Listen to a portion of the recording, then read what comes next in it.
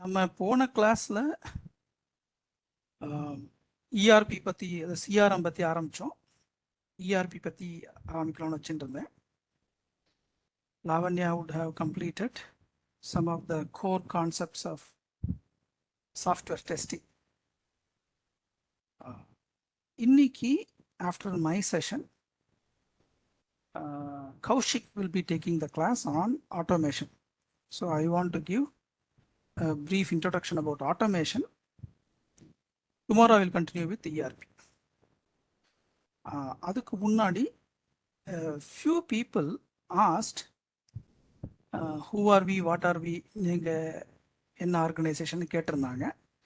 Just to give a very brief introduction about our results.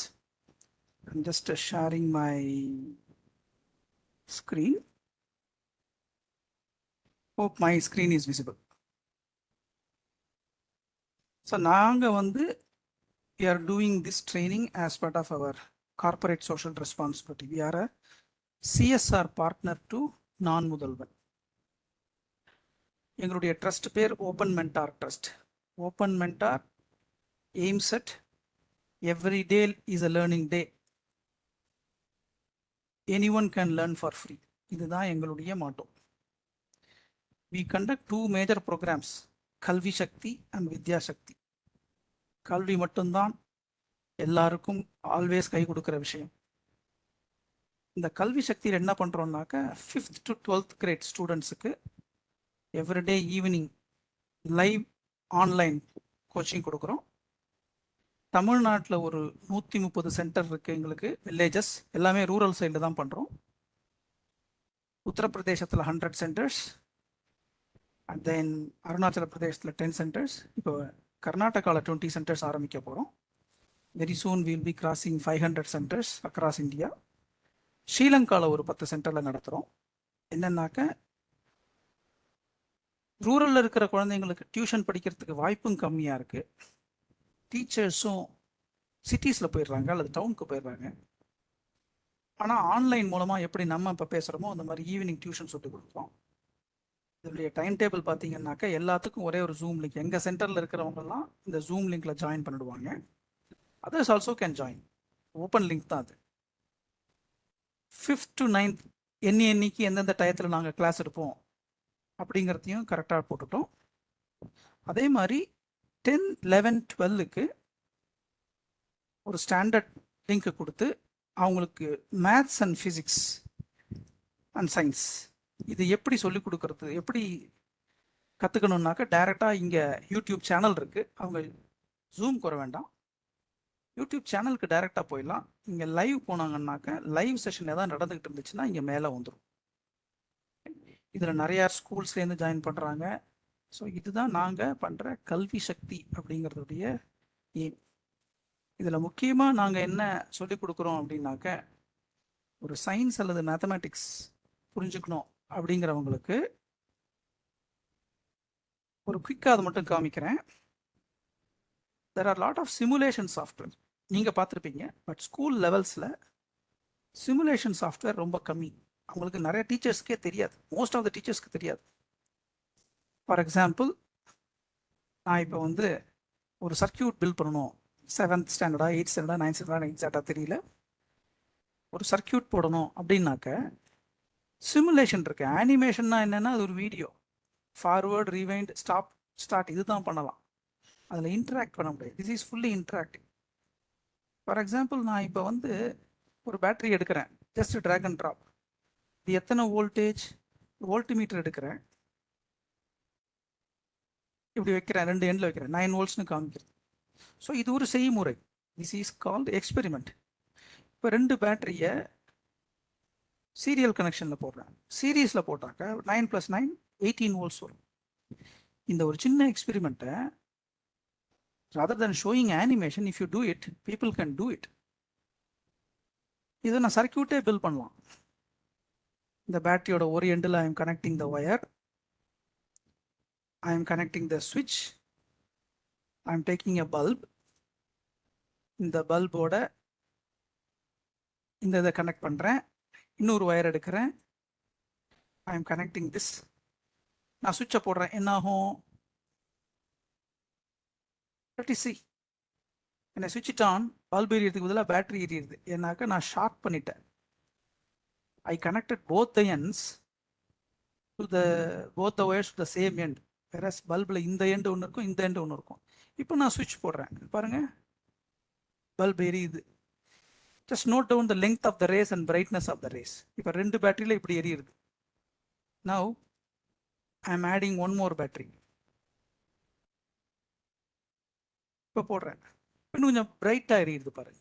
So நிறையா விஷயங்களை teachers cannot just keep on drawing on the board and then teach. Animation போடுறதுங்கிறது ஒரு டிவியில் போடுறதுக்கு equivalent. Interaction அதை simulation சாஃப்ட்வேர்னு சொல்லுவோம். Most of our classes will be done through simulation software.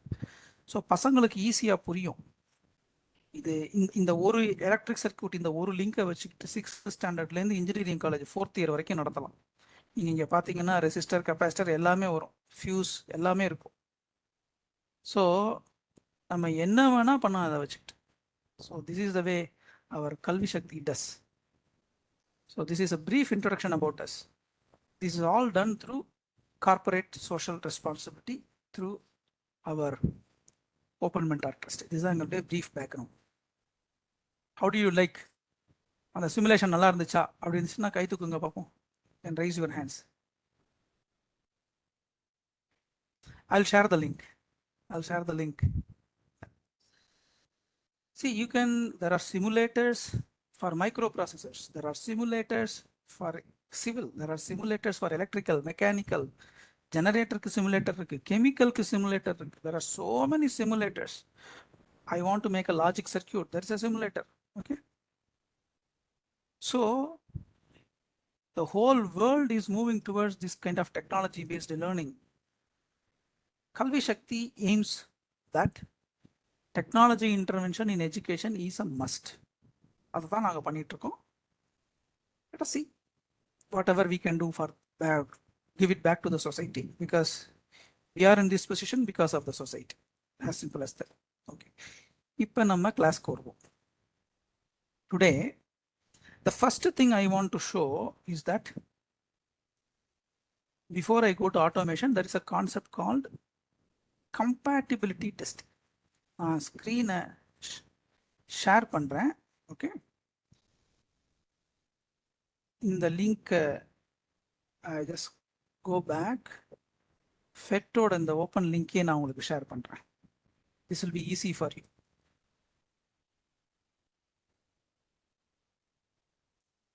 The chat window, I am sharing the simulation links. You can copy. Now, compatibility test அப்படின்னா என்னன்னாக்க, list of browsers and by market share. உலகத்துல என்னென்ன browser இருக்கு, அதை எவ்வளவு தூரம் use பண்றாங்க அப்படிங்கிறதுக்கு ஸ்டார்ட் கவுண்டர் குளோபல் ஸ்டாட்ஸ்னு ஒருத்தன் வச்சிருக்கான். அதை நம்ம இதுலேயும் போய் பார்க்கலாம். ஸோ நீங்கள் பார்த்தீங்கன்னாக்க there are so many browsers. Okay, there are so many browsers. நமக்கு தெரிஞ்சது chrome, safari, edge, Firefox, Samsung, opera. But let me go back to Wiki. Wiki will give you like a tabular form. Maximum use அப்படின்னு பார்த்தா chrome இருக்கும். Okay, chrome பார்த்தீங்கன்னாக்க 65% of the market is captured by Chrome. அவங்க தான் use பண்ணுவாங்க, chrome தான் use பண்ணுவாங்க. அடுத்தது safari. 5% of the people use Edge, Firefox 2.86, Samsung Internet Open. இந்த அதர்ஸ்ல பார்த்தா இன்னும் நிறைய இருக்கும். ரைட், இது மேஜர் ப்ரௌசர்ஸ். இதை தவிர்த்து நிறைய ப்ரௌசர்ஸ் இருக்கு. There are so many browsers apart from these 5 top browsers. இங்க பார்த்தீங்கன்னா ரைட் ஹேண்ட் சைடில் போனீங்கன்னா நெட்ஸ்கேப் இருக்கு, ஓபரா இருக்கு, நிறைய வச்சிருக்காங்க. Only problem என்ன, I am seeing a site, for example webex.com அப்படின்னு போறேன், or I have an application webex.com, I am seeing in Chrome. Chromeல பார்க்குற அதே எஃபெக்ட் தான் டிஸ்டார்ஷன் இல்லாம எட்ஜில் இருக்கா, whether it is displaying the same way in Firefox, whether it is displaying the same way அல்லது cut ஆகுதா, ரெசல்யூஷன் கம்மியாகுதா, சமயத்தில் ஒரு பிளேயர் மீடியா பிளே ஆக மாட்டேங்குதா, we don't know. So there is a big thing in terms of browser market. Okay, இந்த browser marketல எப்படி யாரு win பண்றாங்க, அது அவங்க மார்க்கெட்டிங்கை பொறுத்து. பட் நல்லா ஃபீச்சர்ஸும் நல்லா இருக்கும். First of all, a website, whether it is displayed without distortion on all the browser, at least on the top 5 browsers in the same way. That's number one. Number two, same Chrome browser, I do it in PC, I do it in mobile, Samsung mobile. Chrome browser in iPhone, Chrome browser in Google, the Google phone. ஒரே browser தான், அதே Chrome தான். ஆனா Chrome is running in Microsoft Windows, Chrome is running in Apple Macintosh, Chrome is running in Android, Chrome is running in iOS. 4 environment. Okay, இப்போ நான் ஒரு கேள்வி கேட்குறேன். உங்களுக்கு, நீங்கள் இப்போ ஒரு ஊரில் இருக்கீங்க, you are in some place, you are settled in that place, same work, same kind of a package, but I transfer you to Aurangabad, or I transfer you to Tinsukia in Assam. Currently your productivity is X. If I transfer you to some other place, will your productivity be the same or less? Lessங்கிறவங்களாம் கை தூக்குங்க. You can raise the hands.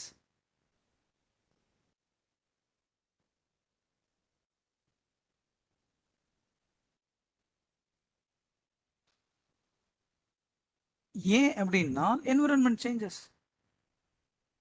The same me working in my village, the same me working in my office, the same me working in my home, all different.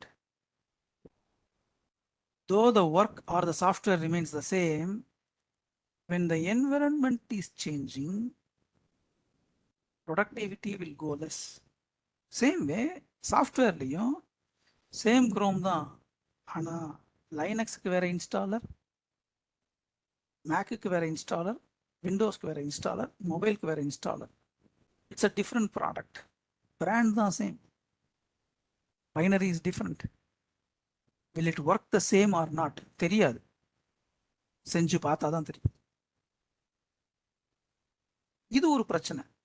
Testing a web application, testing a website on multiple browsers. This is one thing. Second thing, Chromeலயே பல version இருக்கு. உலகத்துல billion people use Chrome. இந்த Chromeல பாத்தீங்கன்னாக்க ஒரு release கொடுக்கலாமா, 127.0.6533, 126, 127, right, 125. Chromeல there are so many versions for web, for desktop as well as for Linux.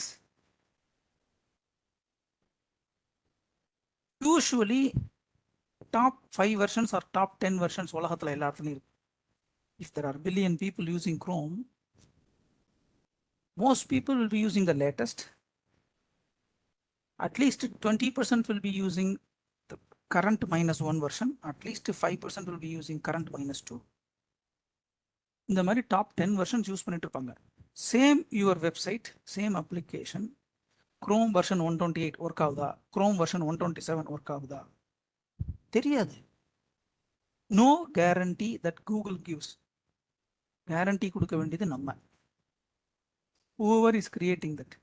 But இதை பார்த்தா குரோம்லேயே 5 version, அதில் 3 ஆப்ரேட்டிங் சிஸ்டம், 4 ஆப்ரேட்டிங் சிஸ்டம், இதுவே 20 times.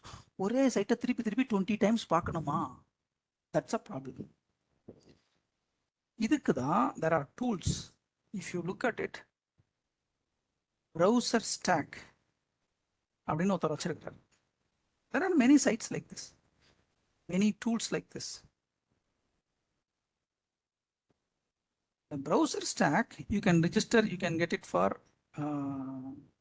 15 days or 10 days free. இது இங்கே பார்த்தீங்கன்னா வெப் டெஸ்டிங் நான் பண்ணணும், okay, cross browser testing I need to do. Then he will ask, cross browser testing na, for example, www.openmentor.net கொடுத்து start test கொடுக்குறேன், right? Sign up கேட்குறான்.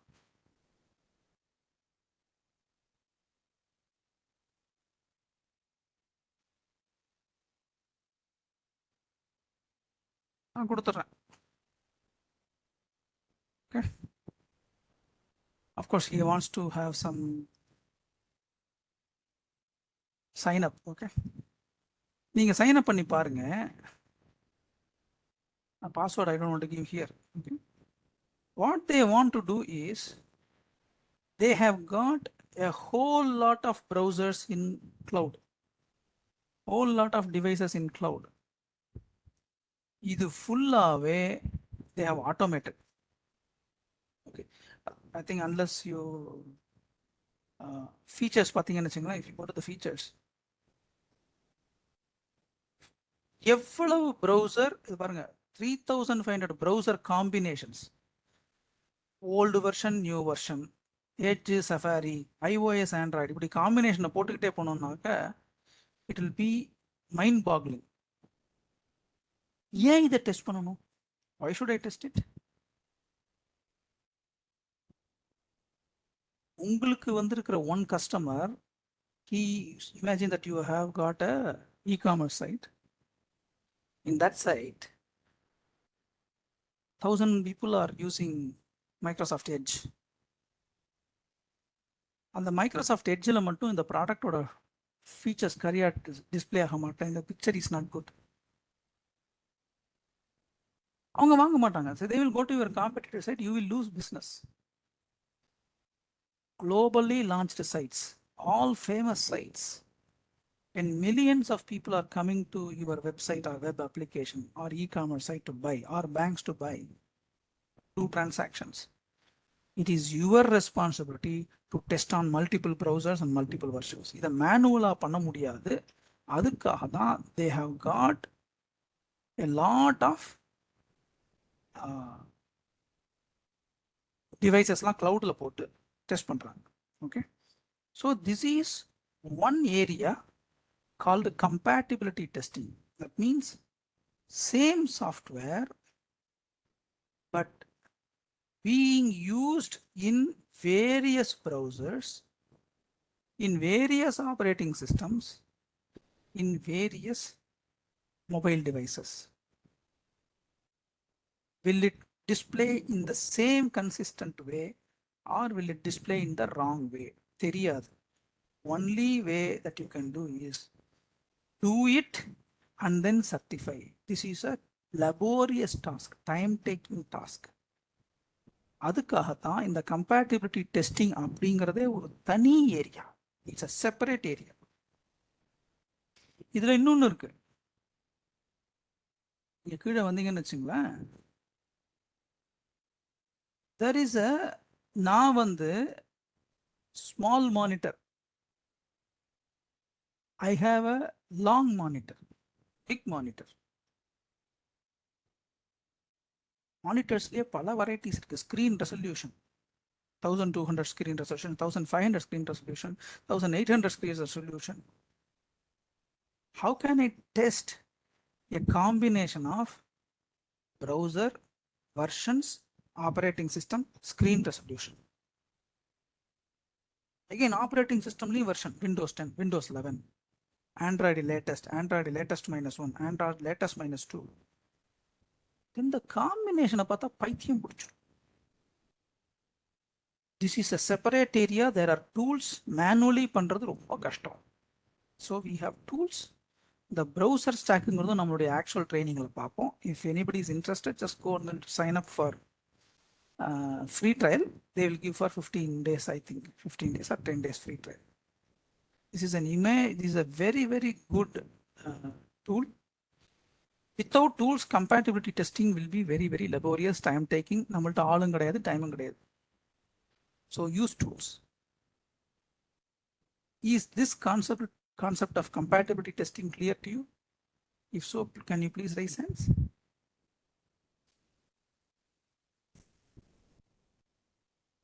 But the chat la yes or no problem. Either way, it's fine.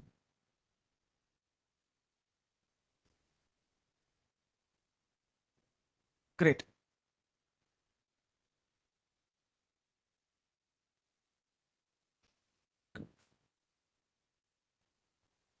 Good. Now let us come to automation. What is automation? நான் ஸ்கிரீனை stop பண்ணிக்கிறேன். எத்தனை பேர் கல்ல வரல்ல மாவு அரைச்சிருக்கீங்க? Have you done grinding of flour on the manual grinder? If you have done it, please raise your hands.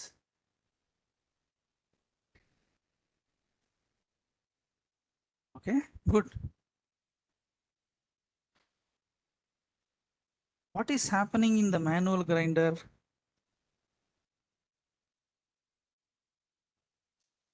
நான் வந்து மாவு அரைச்சதை விட மாட்டுக்கு பருத்தி கொட்டை அரைச்சது ரொம்ப ஜாஸ்தி. Because we had cows in our house. For the cows, cotton seed, அதை ஊற வச்சு grind it, give it as a food. That's a nutritious food for the cattle. Every day, this is a standard thing, routine for us. It's a fun also. What do we do? There is a stator. There's a pit in which you have to put the rice or whatever, soaked rice. Then you put that kal or that stone or the spindle in the center. Then move your hands in a rotary motion. This is your action. What happens after that? When we do like this, what happens? The rice will get ground. Correct? Grinding happens. So அதனால அது நசுங்கி மசியுதுன்னு சொல்லுவாங்க. கரெக்டா? How do you know whether it is coming to the correct consistency? கொஞ்சம் தண்ணி ஊற்றுவோம். We will add some more water. Then we will again grind it. Manually, we will check whether it is in the right consistency or not. Again, we will keep grinding. This is what we do. During the grinding process, what will happen? There is a subtle thing happens. அது அரைக்கும் போது என்ன நடக்கும்? ஒன்று grind ஆகுது, இன்னொன்று என்ன ஆகும்? Anybody?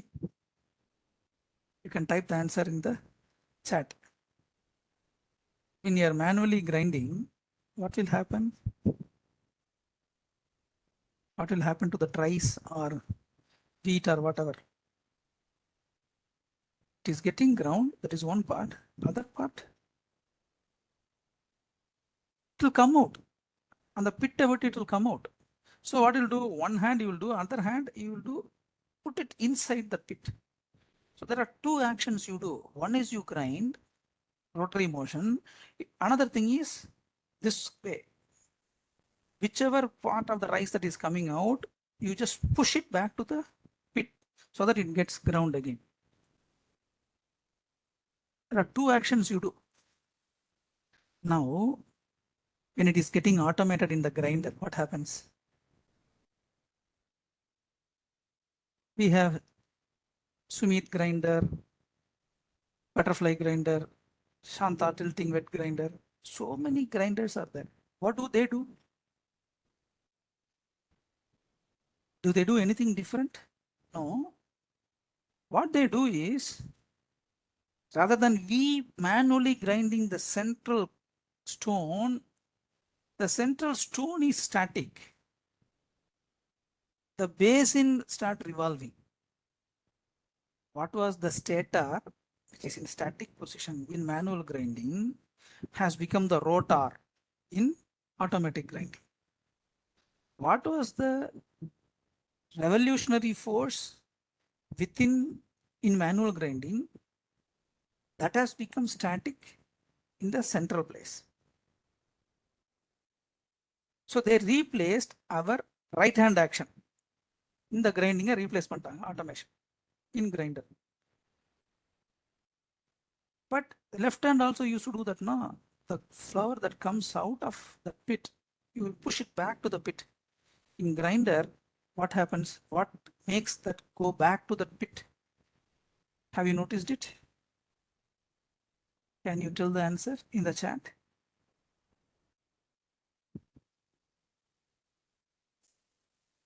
அங்க என்ன நடக்கும்? In automating grinder, the aspect of left hand that puts the flour back to the pit, அந்த ரிம் பக்கத்துல ஒரு பிளாஸ்டிக் இருக்கும், right? There's a plastic plate like this close to the rim. Because of the centrifugal force, the flour will hit this plastic. That will push it back to pit. Have you noticed it? If so, please raise your hand. ஒரு plastic sheet வச்சிருப்பாங்க. Yep. So our manual action of grinding is completely replaced by automation. Now, how to do automation in software? In software, let me start showing my screen once again. In software, okay, make my trip.com. I want to do a flight reservation.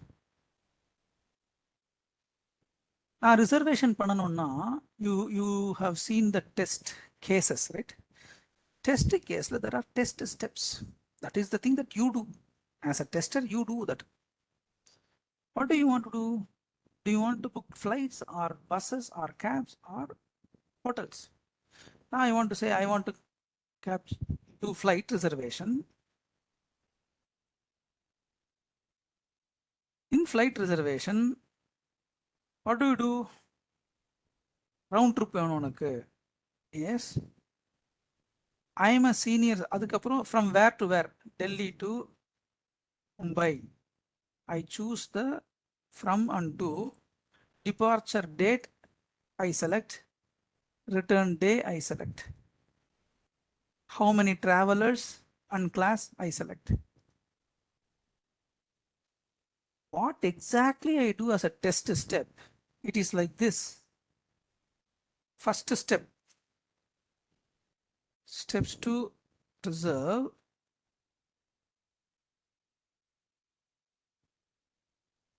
Go to browser or say open browser.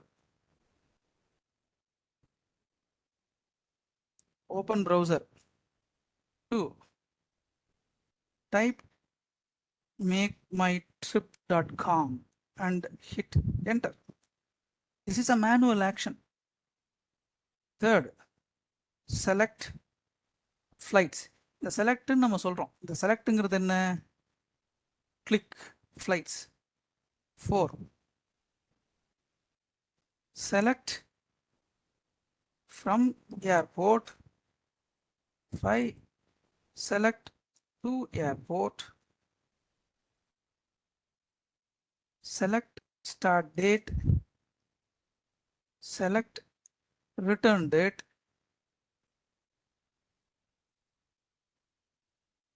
enter number of passengers, right? There are so many steps like this. இதுதானா we are manually doing. We actually do only this. But there is a, when we do this, humans are intelligent. Computer per se doesn't have intelligence on its own. நம்ம தான் அதுக்கு சொல்லி கொடுக்கணும். நான் என்ன சொல்லணும், ஃப்ளைட்ஸுங்கிறத click பண்ணு. கிளிக் பண்ணின உடனேயும் அந்த ஃப்ளைட்ஸ் ஸ்க்ரீன் தான் வருதான்னு கண்ணால பாரு. You just manually see. Yeah, பஸ்ஸஸ்க்கு போகிறேன், பஸ்ஸஸோட அந்த ஸ்க்ரீன் வந்துடுது. இதில் ரவுண்ட் ட்ரிப்பெல்லாம் கேட்கல. I go to trains, the menus are different, the controls are different. Whereas when I come to flights, round trip or multi-city or one way, it is asking all these things. Correct? So humans have the intelligence. கண்ணால பார்த்து இது கரெக்டான இடத்துல தான் இருக்கமா, are we in the right place? Humans will find it out. Computer will not find it. Computer we have to tell. How to do that, we will come later. But first thing, my manual steps I need to automate. அதுக்கு what I need to do is, this is the reservation screen, correct?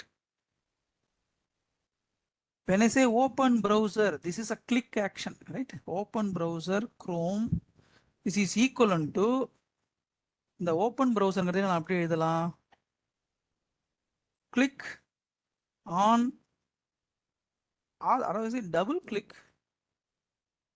click on Chrome icon from desktop. இதுதானே நான் பண்றது manually. This is what I do. When I say type make my trip, type make my trip, இது my action. என்ன செய்யறோம், எங்க செய்யறோங்கிறது முக்கியம். type makemytrip.com at the URL box of the browser. So I need to go to Chrome, I need to type it here, correct? என்ன செய்யறோம், எங்க செய்யறோம், what do we do, where do we do. This is a double click action. It's a typing action. Next thing is click on flights icon in the reservation page, right? When I say select from airport, there are two ways. One, click on from airport box in reservation page. Second thing, click on Chennai. There are two. Manually சொல்லும்போது நமக்கு புரிஞ்சிட்டோம். But there are two actions. When I go here, இங்கே நான் select பண்ணா 2க்கு போயிட்டு click பண்ணிட்டு I need to select. There are two actions, two clicks. One is clicking on this, another is selecting the exact destination. Same way, clicking on departure, clicking on the exact date from the calendar. Humans will easily understand. Select 23rd June. Human will understand. அவனுக்கு ரெண்டு click பண்ணணும்னு சொல்ல வேண்டாம். ஆனா மெஷினுக்கு we need to give clear instructions like this. Same way, what do we do for to airport? Click on to airport box, click on New Delhi. Effectively, if you translate what action you do, where you do, பார்த்தீங்கன்னா click, double click, type, right click, இதுதான் நம்ம ஆக்ஷனே. All our actions will be boiling down to click, double click, type, right click. இதுல வந்து முடிஞ்சிடும். drag and drop வேணா இருக்கலாம், right? Where இது வந்து what we do action. Where we டூங்கிறதுக்கு ரொம்ப சிம்பிள். பேஜ், எந்த page, comma element. Which page which element. நான் ஃப்ளைட் ரிசர்வேஷன் பேஜில் multi city is a radio button, click on it. Okay, when I say cabs, pick cab reservation page, click on hourly rentals, radio button. So which page, which element, இது எனக்கு தெரியணும். For automation இதுதான் ரொம்ப முக்கியம். என்ன செய்யறோம், எங்க செய்யறோம். whether you click, whether you type, whether you double click, which page which element. இதை வச்சுக்கிட்டு இப்படிதான் நம்ம டெஸ்ட் கேஸ் எழுதுவோம். This is what we write the test case, open browser. இந்த test கேஸையே there is something called, we have to write some code. It is called test script. We create a script. இதுக்கு tool இருக்கு. இதுக்கு என்ன டூல்னா, there is a tool called Selenium. Selenium is an open source tool. இந்த Selenium எதுக்குன்னா, நான் இப்போ ஒன்று உங்களுக்கு காமிக்கிறேன். I go to Microsoft Excel. Okay, எதுக்காக நான் ஆட்டோமேட் பண்ணணும்? ஃபர்ஸ்ட் ஆஃப் ஆல் நான் ஏன் ஆட்டோமேட் பண்ணணும், அது ஒரு கேள்வி வரும். நானே எனக்கு தான் testing, I know manually, I know how to click, where to click, why should I do automatically? I go to help.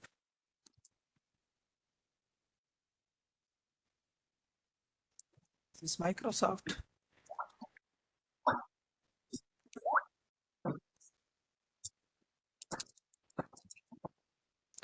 Where do I find the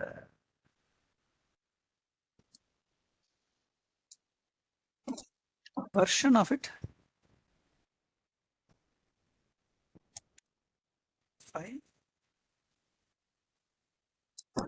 இங்க இருக்குமா? Not this one. File. Info. This is not the one that I want. Let me do.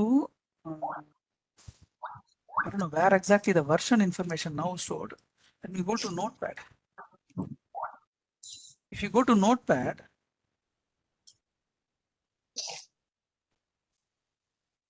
the Notepad-க்குன்னு ஒரு version இருக்கும். Correct? This Notepad, every software has a version. Okay. For example, இப்போ நான் Chromeக்கு போறேன். இந்த Chromeலயே if you go here, correct? help இருக்கு. About Google Chrome இங்க போனோம்னா usually இந்த aboutல தான் வச்சிருப்பாங்க. About Google Chromeல they will always give a version number. இது 125th version. இங்க பாருங்க 6422 இருக்கு. பின்னாடி ஒரு 142. What does that mean? இந்த Chrome browser 6400 தடவை டெஸ்ட் பண்ணிருக்காங்க. அந்த வெர்ஷனையே 142 தடவை டெஸ்ட் பண்ணிருக்காங்க. This is called build. Build official build னு போட்டுருக்காங்கல. Version is 125, subversions. This is called build, sub build. ஏன்னா no software will become perfect in the first shot. Even if you test 10 times, it will not be good. Suppose you create a software, you have got 200 test cases, or say 500 test cases, or say 1000 test cases. You have two testers, test பண்றாங்க. 2 days after மறுபடியும் வராங்க, மறுபடியும் test பண்றீங்க. Same two people executing same 1000 test cases again and again and again. Sir வேற project இருக்கா sir அப்படின்னு கேட்போம். You go to Skype. இந்த ஸ்கைப்லையும் if you go to settings,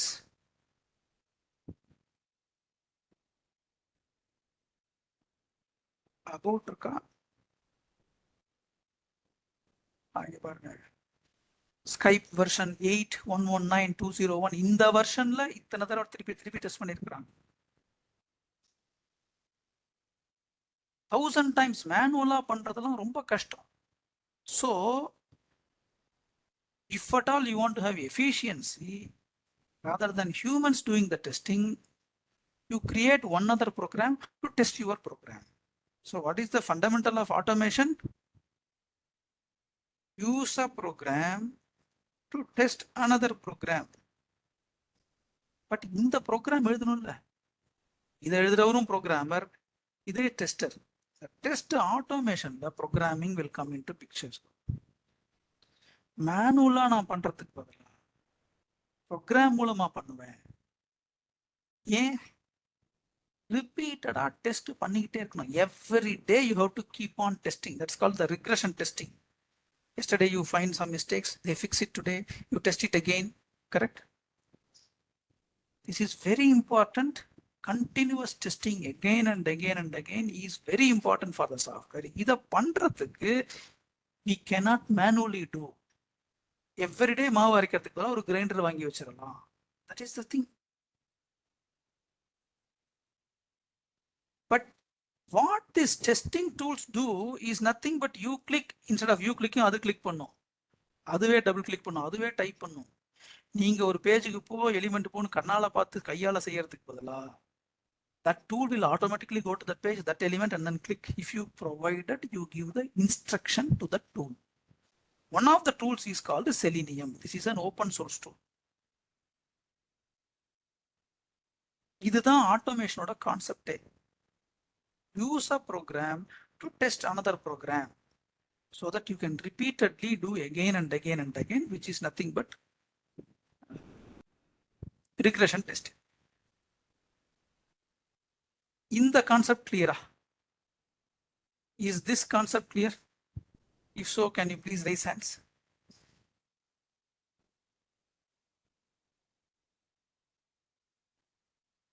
Good. இந்த செலினியம் டூலை யூஸ் பண்றதுக்கு we will have இதை எப்படி யூஸ் பண்ணணும், எப்படி இன்ஸ்டால் பண்ணணும் அப்படிங்கிறதுலாம் Kaushik will be explaining. Kaushik வந்துட்டாரா? Kaushik is there. கௌஷிக் இதை போட்டுருப்பா, கார்த்திக் கௌஷிக் co-host போட்டு.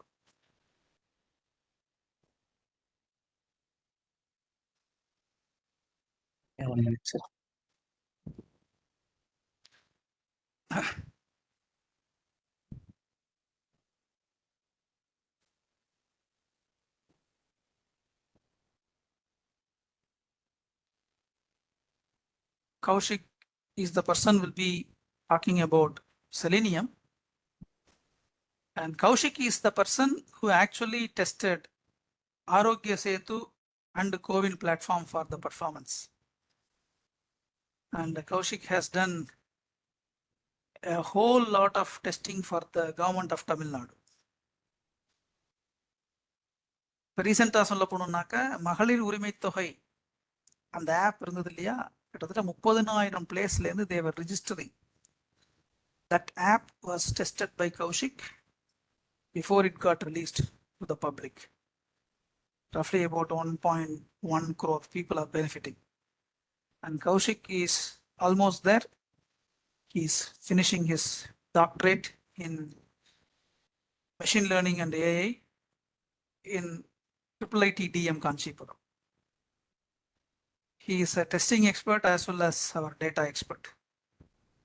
So very happy to have Kaushik to Thank you. Go through that. Kaushik, floor is Thank all you. yours. Thank you. Thank you. Just wanted to see if I can share this data. Become presenter. Okay, share. So just tell me if you can all see my screen.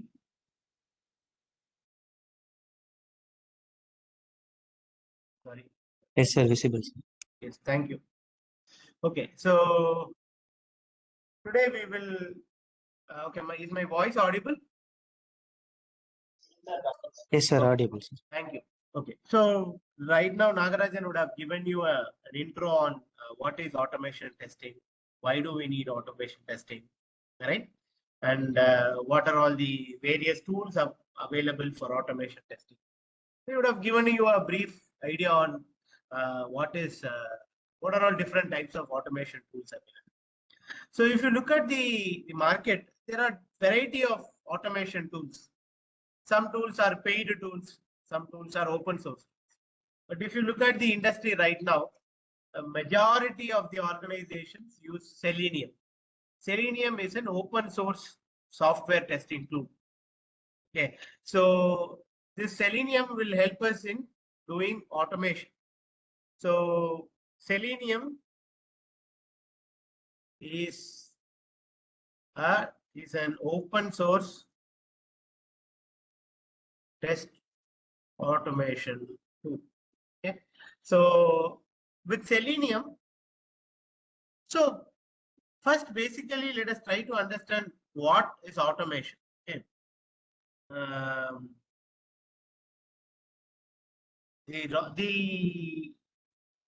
Basically, if you look at so for example, if you're asked to do a testing on some application, in our application that you are trying to test, so you would have gone through various testing activities.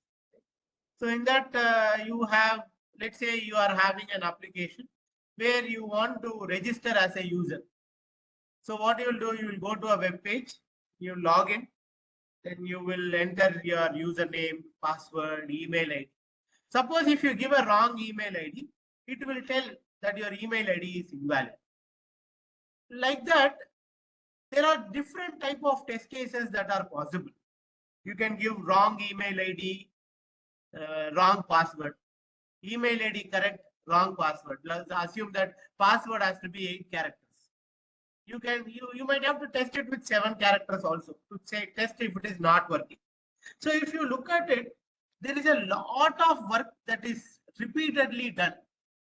You do the same thing again and again by slightly changing something. Like say for example, if there is one form, a user registration form, you will first test with all valid values. Then you will use the same form but give a wrong date of birth. Then you might give a wrong email ID. But most of the things are same. So it's a repetitive work, right? So any of these repetitive work can be automated. Okay. So as Nagarajan was telling about regression testing. Okay. Regression testing means suppose you are working on an application. Okay. And if the application, suppose you are working on an application and you're trying to test the application, right? And some changes have come, right? The developer has made some fixes. The moment he makes changes, you will have to do the testing again because this small change could have, caused the trouble somewhere else. So he has to do the retesting. So you will do the same thing again and again. So instead of doing that manually, that can be automated. Basically, this is going to save some time, and also it will also, if the same thing is done manually again and again, it will lead to boredom. You will feel like you are not doing anything. Right? It might be frustrating for the person also. Just a minute, I connect my.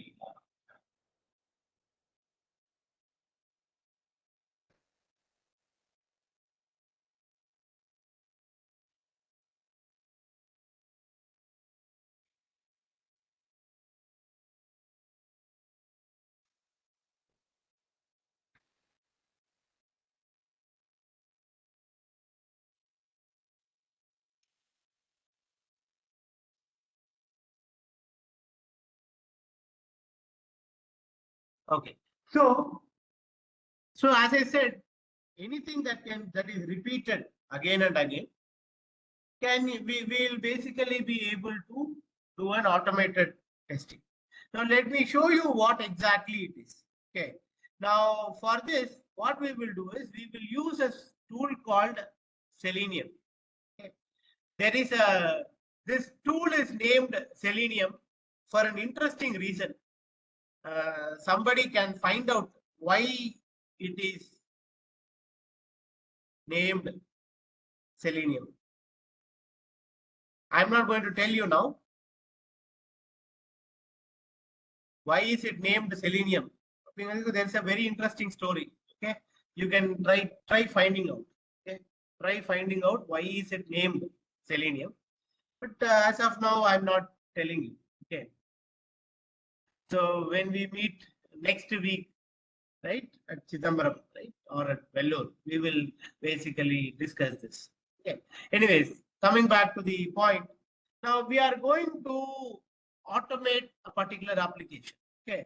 So what I'm going to do is I am going to have a demo application. If you can see my screen, there is a demo application that you can see on your screen. Now what I am doing is I'm logging into this application.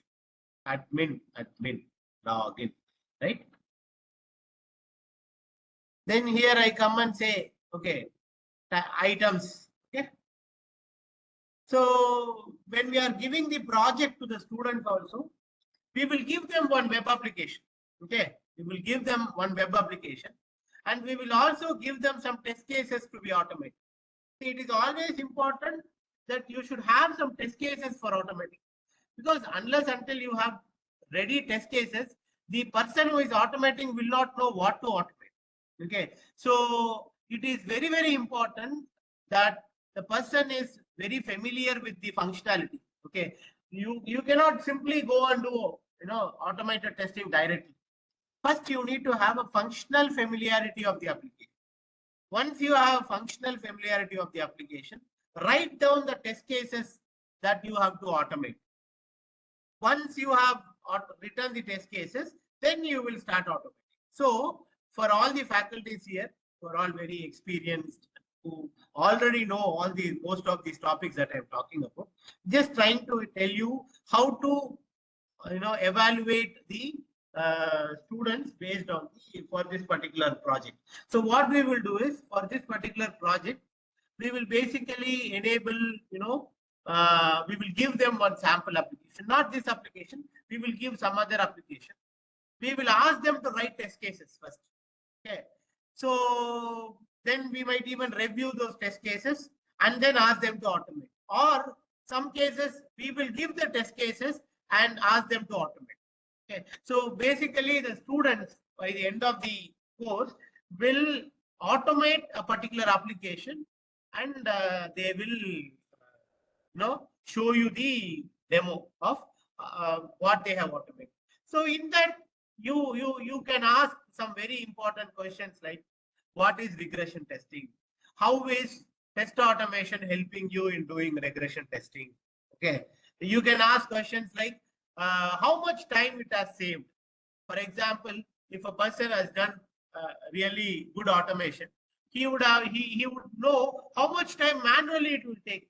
For example, manually it takes him 4 hours, right? By automating it, he can run the test cases within 5 minutes. But a very important catch, it would have taken at least 100 hours for him to create the script. Script creation will take some time. So you have to tell the students, see, if you are automating it, it does not mean that it is going to save time. It is going to save the time in the long run. Meaning, I automated by putting 100 hours of effort. Okay, but then I used this script for 50 times. So every time I'm saving 4 hours. 50 into 4, 200 hours. So now I have saved 100 hours. So we have to tell the students how automation is actually helping them save. Immediately it will not give you results. First time it will take some effort to create the script. Once the script is created, it will save time for executing. But there is a script creation time is also there. So we have to consider the script creation time also. Then we will have to say, over the period of time, how is it actually helping us? Okay, so that is basically how we do this. Okay, so the script creation time is basically, it is going to tell us how so what now we are going to see is, we are going to see how we can create the scripts. Some of you might be familiar with automation test tools. How many of you already know automation test tools? You might all be part of the software engineering course in your curriculum, right? Roger S. Pressman. Is that book still there for software engineering? Okay, so nothing has changed, right? 20, 15, 16, 17 years back when I studied, it was still the Roger S. Pressman. It's still Roger S. Pressman. I'm not really happy because the way in which software engineering has evolved a lot. What was software engineering 20 years back is not now. Even when I studied itself, it was at least 10 years old book. So it's actually 30 years old curriculum. So I'm not sure, but yeah. So it is very important being faculty of the current era, introduce the students to the new software engineering practices, especially with respect to the development as well as with respect to testing. And a very important thing is that it is very important because from the industry, we feel that many people who come to software testing think that it is easy or it is not something a CSE guy deserves. That is not true. Software testing is also very, very challenging. It is also technical. There are a lot of things to do here. So as a faculty who are molding the next generation of software engineers, I would request all of you to tell your students that software testing is also a very exciting part. It has a lot of opportunities and there are a lot of things to be done. Okay? And one such operation is the test automation. Okay, let us come back to this part again. Okay, so now I'm doing some testing. Okay, so if I give some wrong, now see here I am typing some code. I am not giving any description. I say add. Now it is giving me some error. Now every time I am doing testing, I want to test this. Okay, so how do I test this? Okay, so one is I can do it manually, but now what I wanted to do is I want to automate this process. I want this to be done in an automated way. Okay, so that is where we will now go and see how to use Selenium. Okay, so what I'm going to do is I'm going to close this browser, right? Open a new window. Okay, so in this new window, what I'm going to do is I'm going to say so first what we have to do is we have to install something called Selenium. Okay, so if you go to the Selenium IDE, okay, search in Google, you will go to this site, Selenium website. This is basically the Selenium website. Okay, here you have Selenium IDE, you have Selenium IDE. What does IDE stands for? What does IDE stands for?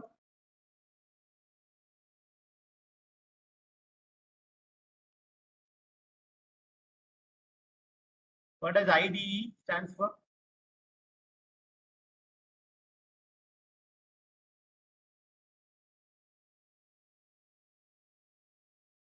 Okay, integrated development environment. Correct. So many of you are aware of that. Can you name some of the IDEs? Can you name some of your favorite IDEs? Can you name some of your favorite IDEs that you use in your Eclipse? Very good. Python is not an IDE. Python is a programming language. Python is a programming language. Python alone is not an IDE. Notepad++, yes, very good. I don't know. Now many of us don't use Notepad++ because it is not that user friendly. But if somebody is writing code in Notepad++, I would appreciate them. 20 years back when we used to write Java program, you have to write the Java program in Notepad only. Then you will Visual Studio. Okay, you will have to write it in Notepad only. Then you write it in Notepad. Then go to command prompt, type Java C and give the file name. Then only it will compile. Then once it compiles, then you run it. Now you have very latest technology tools like Eclipse, where you can directly write the code and run. I mean, mostly it will give the class name, package name, and all. It will automatically put. So it has actually helped a lot. Right now, you can also ask ChatGPT to write the code itself. But given that it has evolved from Notepad to, just a second.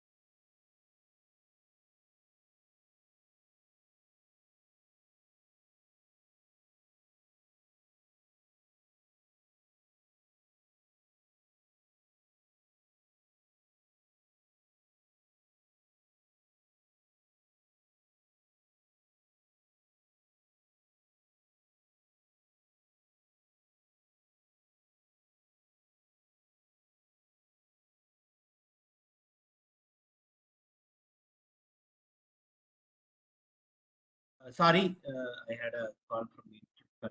So, uh, so, so we will now going to use something called as Selenium IDE, which is going to help us in automating our applications. Now, one of the important things that you should know is Selenium is basically a browser automation tool. Browser automation tool means it can only automate applications which are on the browser. Okay, means it cannot automate applications like calculator. Calculator is not a browser based application, it's a desktop application. Okay, so Selenium is a pure browser based automation tool, meaning it can only automate applications that are there in browser. There is a advanced version of it called Appium. Like Selenium, there is something called as Appium. Appium is mainly used for automating mobile applications. Okay, so your like your WhatsApp is there, Instagram is there, or some other mobile applications are there. So those kind of mobile applications can be automated using Selenium, sorry, Appium. But whereas browser applications, anything that is working on your Firefox, your IE, your Chrome, that can be automated. Now here there is something called as cross-browser execution. What is cross-browser testing? What is cross-browser testing? So in Java, we tell, right, it is interoperable, right? Java is interoperability, right? Like that, there is also something called as cross-browser or compatibility. That means cross-browser means the same application will work in Firefox, it will work in IE, it will work in Chrome, but somebody has to test it, because otherwise it might work on one application and it will not work on other application. So I have to ensure that it is working on all browsers. So what you can do is, by using Selenium, you can create the script once. Now you can run the script on IE, Firefox, Chrome, any browser you want. I mean, not any browser, IE, Firefox, Chrome, that is what it supports. Okay, so it will help you to do a easy cross-browser execution also. So one point is that it helps us in saving time by executing the test faster. Another thing is that it can also do cross-browser testing. It can also do cross operating system testing also. The same code, you can run it on Chrome, on Windows, the same code can run on Linux, the same code can run on Mac also. Okay, so you can run it on different operating systems, different browsers. See, the reason is, now today the world is like, there are a lot of people using different versions of browsers, different versions of operating systems, right? Imagine Google uses WebDriver. Okay, one of the major people who develop WebDriver is Google. Okay, the Selenium IDE is there, right? The Selenium IDE in the background, it has something called as WebDriver. WebDriver is the backend of Selenium IDE. WebDriver is the backend of Selenium IDE. That WebDriver is actually developed by Google. Okay, it's actually developed by Google. Okay, so the Selenium WebDriver, which we will discuss, how to use Selenium WebDriver and all, we will discuss. But to give you a basic indication, so Selenium WebDriver helps you to run the testing on multiple browsers and multiple operating systems. Just imagine Google, okay, or Gmail. Gmail can be used in Firefox, it can be used in IE, it can be used in Chrome. There are multiple versions in Chrome. It can be used in mobile, it can be used in desktop, it can be used in pad, it can be used in Linux, it can be used in Mac. So if you look at all the permutations and combination, Google itself will have, no, Gmail itself will have around 1,000, 2,000 combinations. So somebody has to test it. You cannot just write the code once and assume that it is going to work on all the environments. No, it might not. So there will be multiple permutations and combinations that has to be tested. There has to be, so doing that, now if you say number of test cases Google runs using WebDriver in a day. Okay, you can just find out how many. Last time I saw that they run 12 million test cases every day. I don't remember that blog. Yeah, across the globe, not just one person. Across the globe, testing teams, they run 12 million test cases on a particular day using Selenium IDE. So it's a very, very powerful tool. Okay, and very interestingly, it is open source, meaning it is free. Okay, meaning it is free. So it is free, unlike Facebook, where it is free, but they make business out of you. But this is not like that. It is free and you can make a business out of it. Right? Facebook is free, but they use you to make their business. But this is also free, open source, and you can make a business out of it. You can start a software testing company for just automation purpose. Okay, maybe you can ask your incubation team people to start small test automation startup and do small projects for college websites, something like that, right? It can start as a small initiative. So it's open source. You don't have to pay any money at the beginning, right? Or just a second.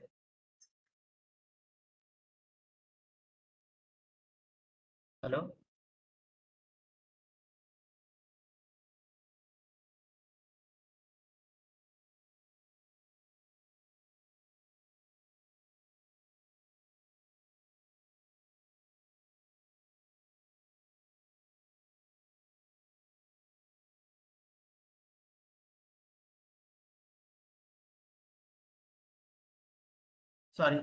Sorry. Okay. So now what we are going to do is, so we will see how to use this Selenium IDE.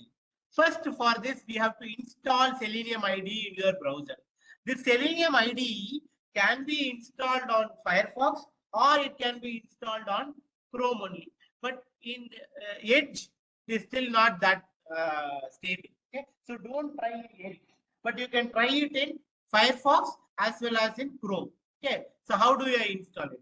Just open your Chrome browser. Just see the steps. Okay, just open your Chrome browser and type Selenium IDE. You will don't click the first link. Okay, don't click the first link. Go to the second link, that is Chrome Web Store is there, right? Here you go and click on it. Ensure you are logged into your Gmail account. Any Gmail account is fine. Now what you can do is, see, I have already installed, so it is saying remove from Chrome. I will remove it for you. Okay. Now, if you are doing it for the first time, it will come add to Chrome. Add to Chrome. You just click on this add to Chrome. it will say add extension. Then in your computer, you will see here in your right side in the taskbar, there is this extensions icon, right? There is this extension icon right here. I'll remove some other pins, okay? And we will pin this Selenium ID. So then you will see this SC here. Okay, I will redo the steps once again. See this. First, what you have to do, please pay attention. Pay attention on how to install. Just go to Google Chrome and type Selenium IDE. Select the second link, Selenium IDE Chrome Web Store. Here you will see Add to Chrome button here. Just click on this Add to Chrome button. Then you will see Add Extension. Click on this Add Extension. So here you will see the extensions icon here, the puzzle piece, Marin. There will be a icon like a puzzle piece. If you just click on that puzzle piece, you will see I have so many extensions, and one of the extension is the Selenium ID. Just pin that. Okay, just pin that. The moment you pin that, you will get the Selenium ID here. And once the Selenium ID is there, now what you can do is click on this. It will open the Selenium ID. This will open the Selenium ID. Is this clear? Any questions, doubts till this point? How to install Selenium IDE in your Chrome browser? Don't try it on your mobile. Don't try it on your mobile phones. Try it. If you are trying, try it only on desktop. Okay. Is this clear? Any questions?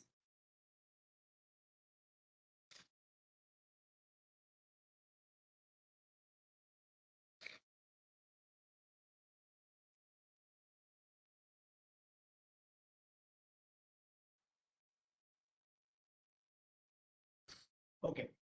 So now that we have installed Selenium IDE, okay. So every time you can just close it. See, now I am opening it again. Okay. So I go to my browser, double click that. Where is that icon? Here. In my browser, can you see this icon here? One puzzle piece kind of thing is there. You click this. Inside that you will see Selenium IDE. Okay. Then you can open this. Okay. This is the Selenium IDE. Okay. You can practice it. Okay. There are a lot of videos also available online on how to do this. Now that I have given you a short introduction, you can basically, now it will be easy for you to refer back to the internet, or maybe we will also upload this video. You can basically try it. Okay. So now what we are going to do is, we are going to create a new script. We are going to create a new script. Now how do we create a new script? Okay. So you will first click on record a new test in a new project. If you have already created a project, you can open that, or you can create a new project. Okay. So what I'm going to say, let's say I want to create a new project. Okay. FTP testing.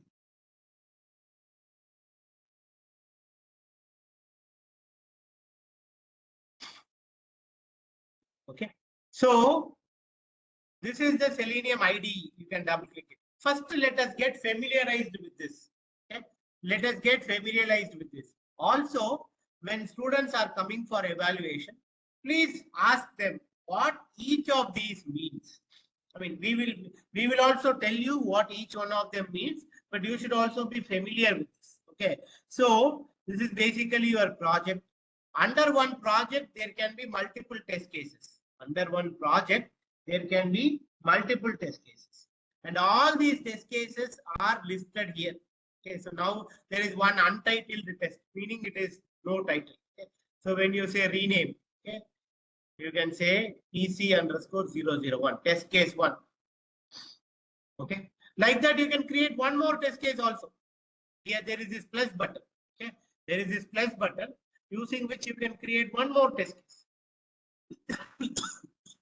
On the right hand side here, there is this record button. So using the record button only, we will be creating the script.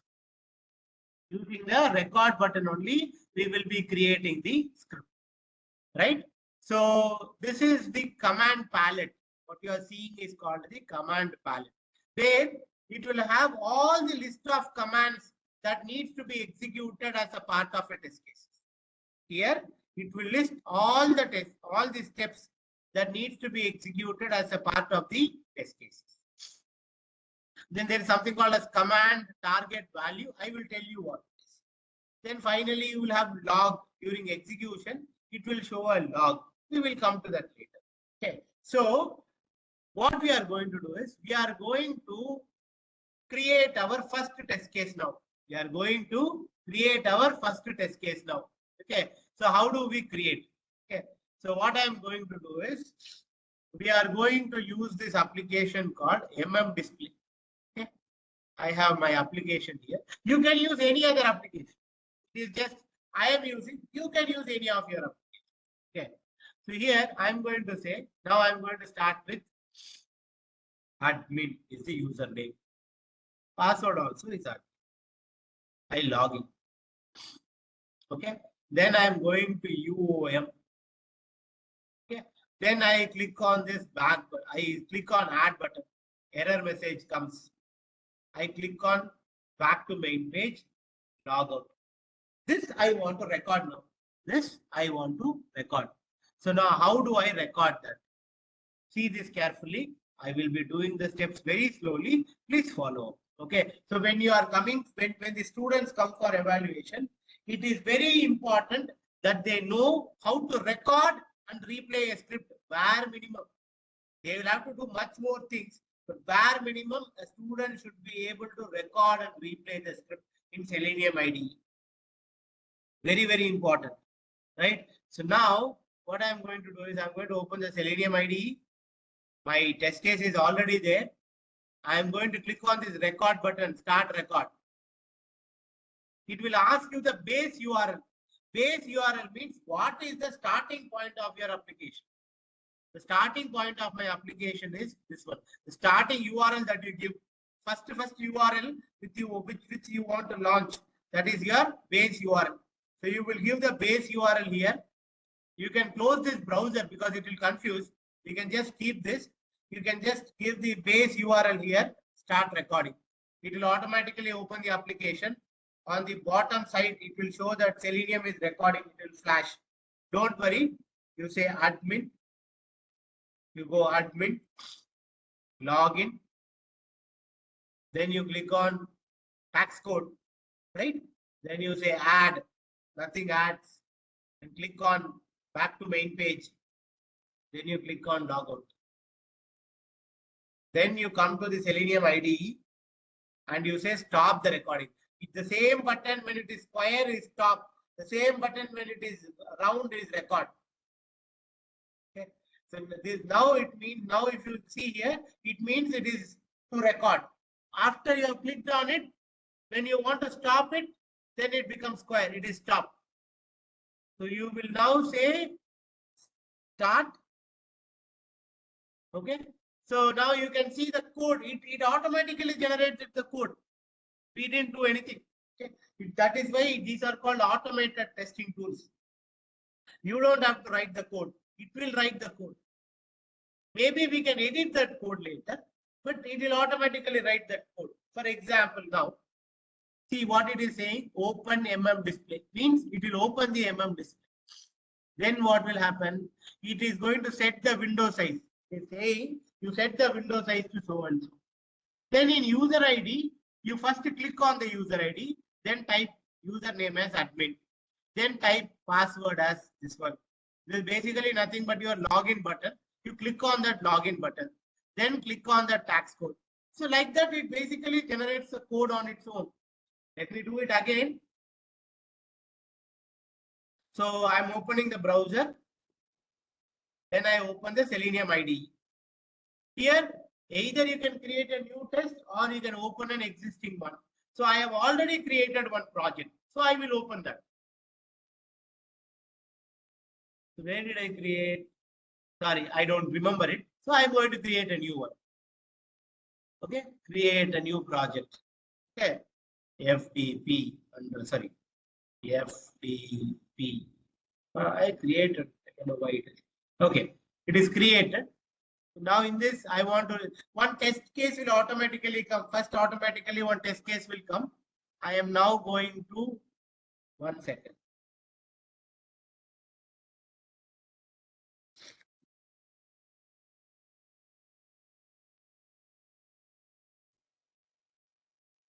Okay, so here what I will do is I will go and say rename.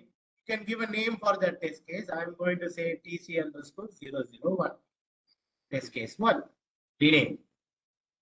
Now that I have renamed that test case, now I can start creating a script. Now, how do we create a script? There is a record button at the right hand side. There is a record button at the right hand side. All I do is just click on this record button here. Hope everybody is able to see this record button. You can close the other browsers just to avoid confusion. Now there is this record button here. You click on the record button. Then you have to give the URL. So I am giving the URL, the starting URL. That's what we call it as the base URL. So you will give the starting URL, base URL, and say start recording. It will automatically come up with the application. Do your test steps. Basically, we are doing our test steps. What is that? Admin login. Now I'm going to this one something you will go. We will simply say add. Nothing is added there. It shows error message. Log out. Now I say you can either keep it open or close it. It is up to you. And then you come and stop the recording. So once you have stopped the recording, the script will get generated. Okay. It is not important that you are able to do it correctly, but what you should know is you should know how to do it. You should be able to evaluate your children or students based on what they have done. They should be able to do this recording. Is this clear? Is this clear till this point?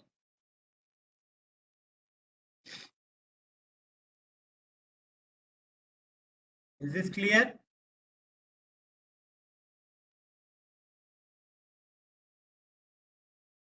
Okay, fine. So we have now recorded it. Now let us do a replay. Okay. What I am doing is I am going to execute it slowly so that you will see what is happening. Okay. So I am now going, this is the play button. There is this current run current test, the second button. Okay. Second button is the current test. So I'm going to run it. See what is happening now.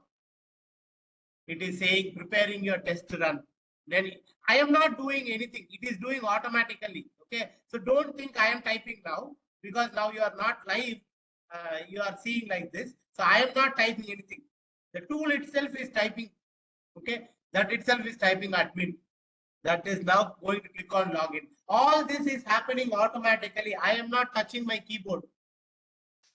Okay. I cannot prove you, but because we are on the screen, but you can see it on your screen. If you do it, you will see. See, now it says all the test cases have run, all the steps have passed. Right? Let me run it very fast. See what happens. Yeah, I'm going to run it as fast. Now you will see it very fast. That's it, done. Right? So there is a slow mode. See, slow mode, I just wanted to show you how it runs. That is why we use slow mode. Otherwise, we will not be using slow mode. It has to run fast. Then only we are going to save time. Right? So otherwise, there is no point in running it like that. Right? So it will be running in a fast mode. So what we did was we just had a small introduction about what is Selenium. Okay. We then looked at what is a Selenium IDE. Then we looked at how to install Selenium IDE in Chrome browser. Then we explored how does the Selenium IDE looks like. Then we recorded a small script on that. Then we tried to replay that. Is this clear till this point?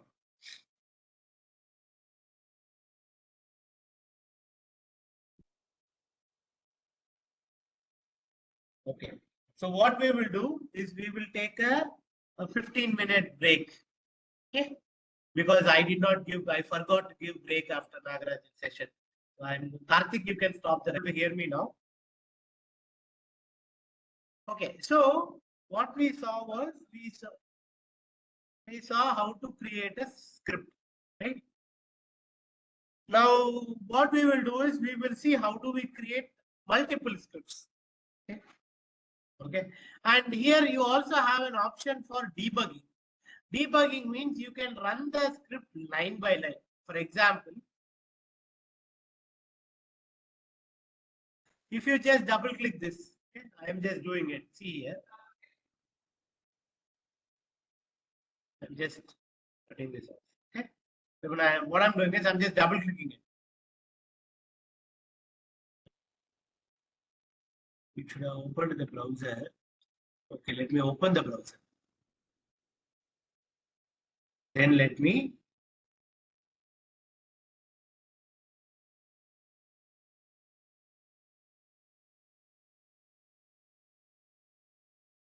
play to this point. You have to just say play. Okay. Then one more option where you can run step by step.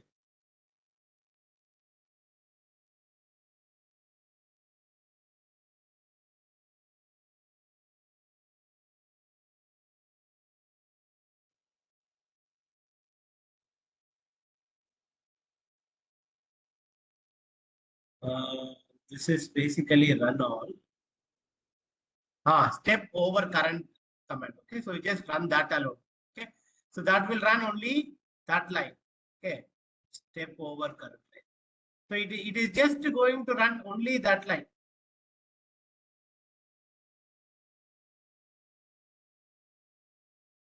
So it is just if you want to see line by line and see what is happening. Okay, then you can just say step over current line. So step over current line helps you to write line by line. Okay, it helps you to do this line by line. Okay, so whenever we are running the script, right, we can run it all together once. But if you want to debug, maybe something is not running, right? So you all write code, right? You will be writing code day in and day out as a part of your curriculum. So whenever you have a problem, you go and debug where is the issue. So for that, what you will do, you will be running it line by line. So similarly, here also you can run line by line. Okay. Now here, what I am going to do is let me save this. Okay. Let me create one more test.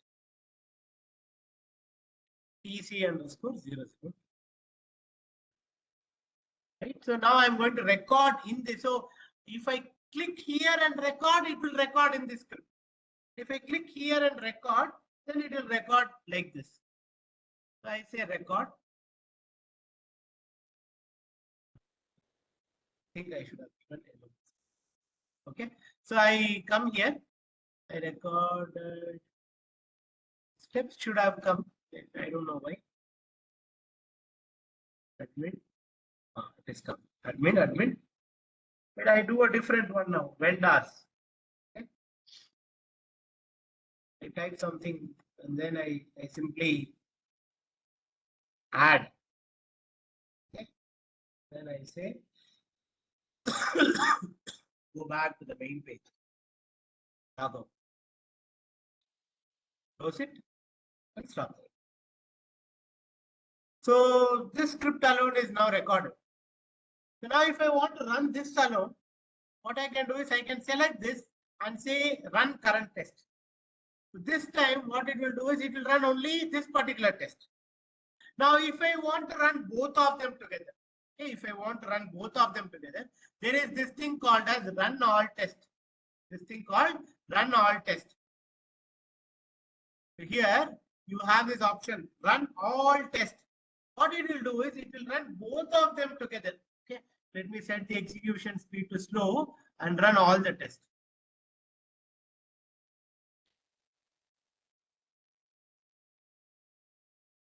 So it is running first test, it will run first, which will go to some other menu, and then it will go to the other menu.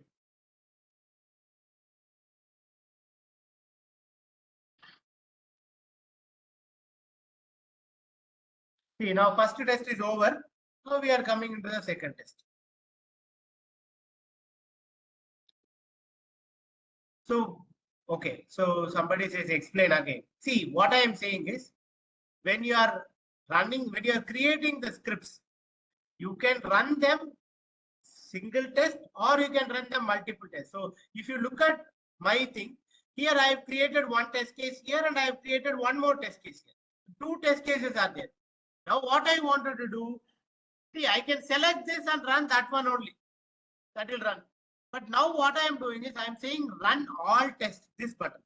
See, there are three here, three executions here. This is run all tests. This is run current test. Only one test will run. This is run one line. So when I want to run all tests, I will simply click on this and say run all.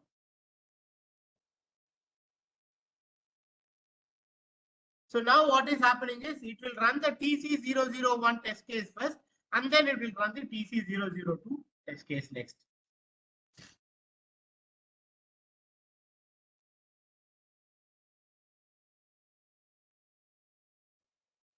Okay, so first test case is over. Now it is going to do the second test case. Now it is going to do the second test case.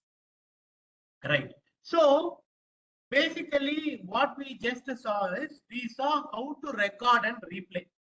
Now, one of the fundamental things that we need to understand here is how is this record and replay happening? We need to understand how is this record and replay happening. Right. Now, we will now see how is this record and replay happening. Now, to understand this, I will tell you this with a small example. Okay. So I am just opening one screen.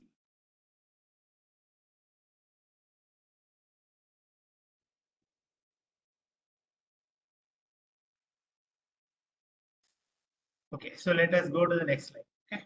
So here, so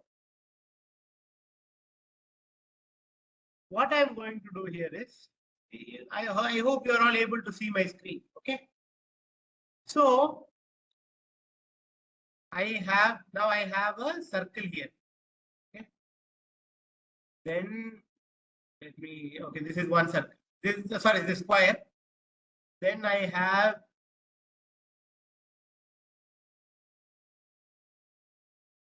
an ellipse.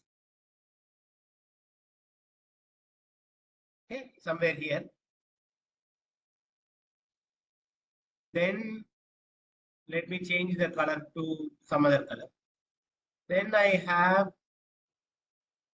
one more object, a triangle, somewhere here. Okay, let me change the color. Then from there, I will have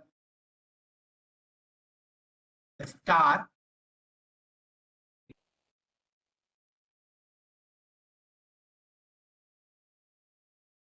Maybe in this color. Then finally, I have this one, let's say, here. Now, let us assume that these are all different objects. Okay. Now, what I want is I want to create a insert shape. I want to insert a line.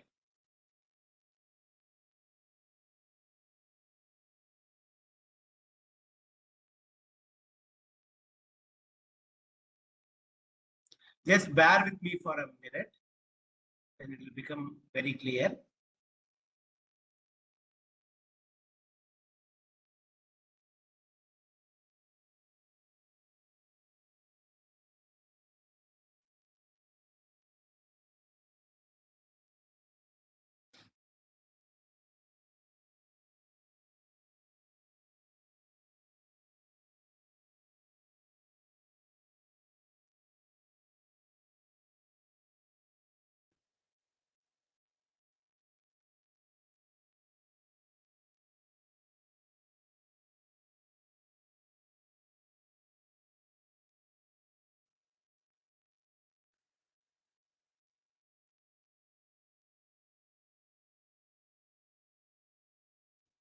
We will change the color later.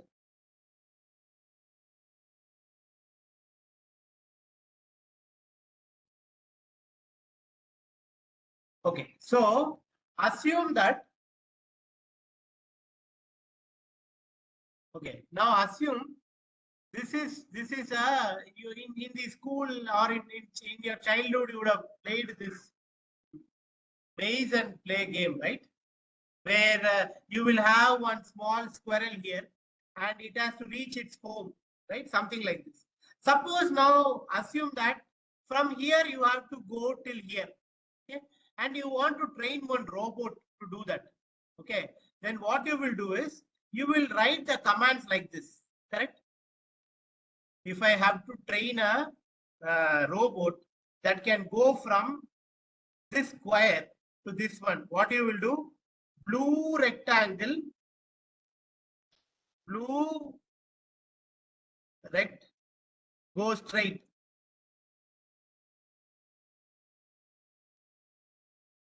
Right? Then next step is, I think that is yellow. I'm just assuming that's yellow. Yellow eclipse, turn right.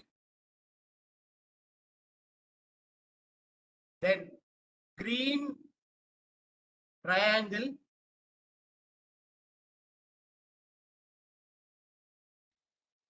take right.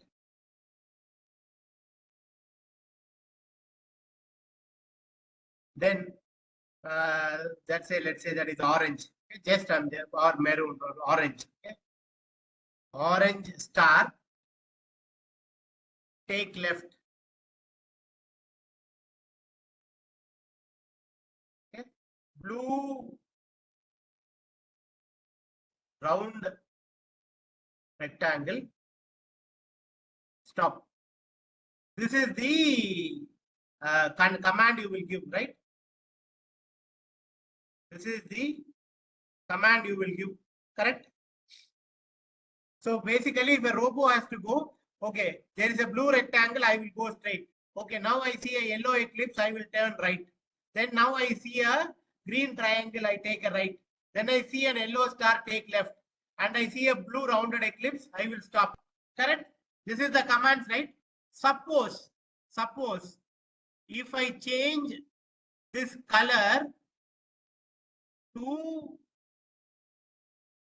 sorry, if I change this color to this, now what answer? Now will the robot be able to go to the destination? Now will the robot be able to go to the destination?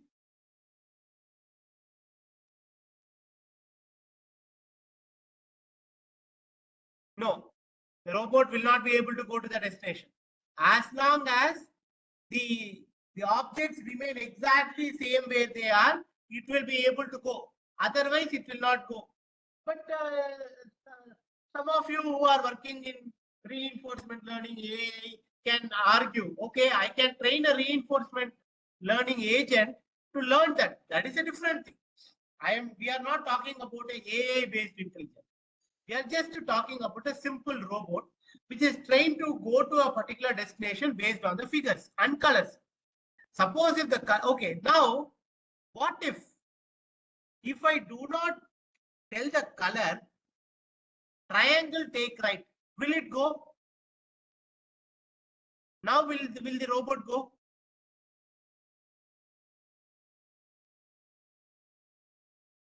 Yes, it will go. Now to add to that to add to this, let me say I add one more triangle here. Now what will happen? Now what will happen? Will it go? Will the robot go?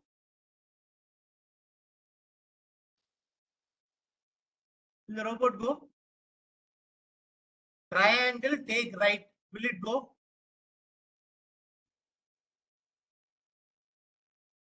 You say it still goes? Okay. But here, if it takes right, then it will go this side, right? It will not go this side. I'm coming from here. From here it is right, it will go this side. But I am saying triangle here, it will still go this side, right? Okay, yeah, correct. It will still go this side. But how does it know whether I should go this side or that side? There are two triangles. How does it know based on which triangle I should take left or right? Will it know that? Will the robot know? Sometimes it might. I mean, randomly if it does, it might. But we are not very sure because there are two of the same objects and it can get confused. So what I am trying to say here is the Selenium tool works exactly the same way. What it does is, now in your object, in your application, each one of them is an object. Like this is one object. This edit box is one object. This edit box is one object. This edit box, this button is one object. Link is one object. That is what you are seeing here, target. This is the target.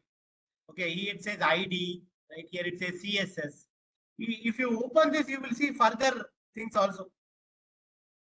Okay, I think the page has to be open. Okay, here it says link text is equal to UOM. So these are all the objects. Suppose, tell me, based on the example that I gave, if somebody changes the username to email ID, will your code work or not? If somebody changes the edit box from username to email ID, will it work or will it not work? Yes. If somebody changes the edit box name from username to email ID, will it work?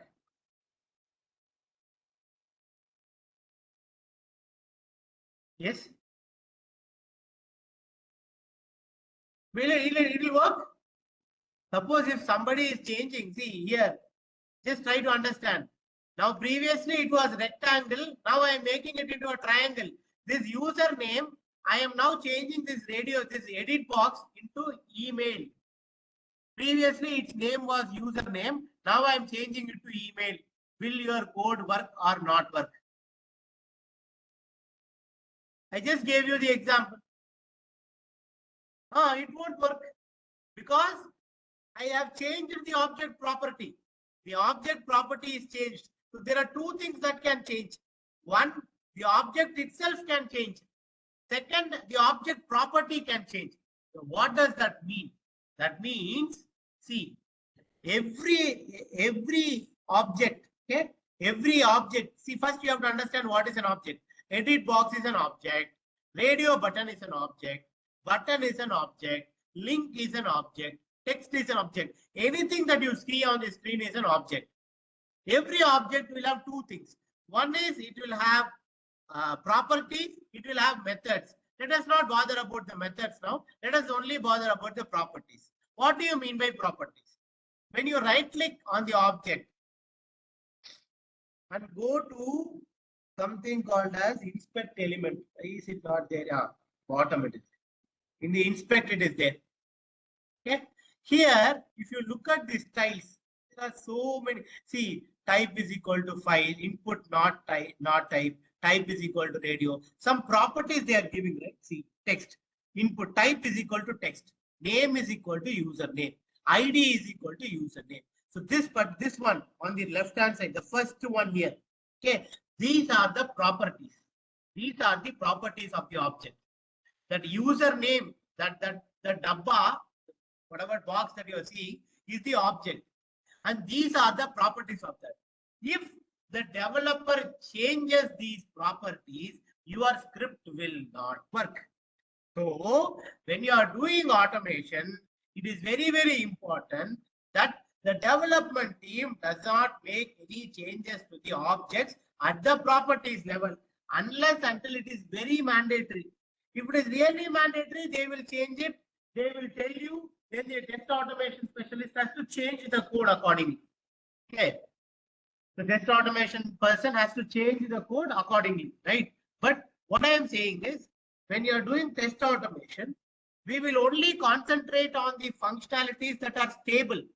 If something is changing daily, that automation you cannot do because the properties will keep changing and it will become very, very difficult for people to automate it. So one of the important things that you have to ask students when they come for evaluation is, how is Selenium identifying the objects? You do not have to say even objects. How is it identifying it as a link? How is it identifying it as a checkbox? How is it identifying it as a radio box? That they have to tell. It is basically happening because of 4 different properties. See here, if I click on the select the target, here there is this button, right? I am selecting that.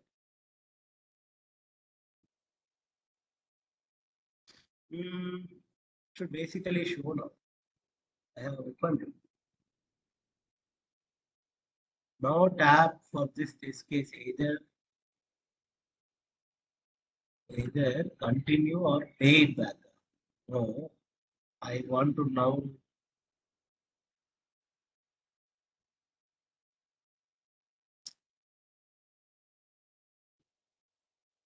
Okay, let me do one thing. Let us put it in the record window.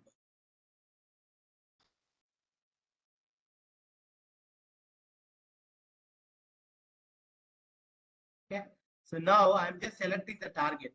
Okay, this is the target. Now, if I select this target, these are the properties it has. Okay, this has only one property, I think. ID. See, here you can see multiple properties. ID, name, CSS, XPath.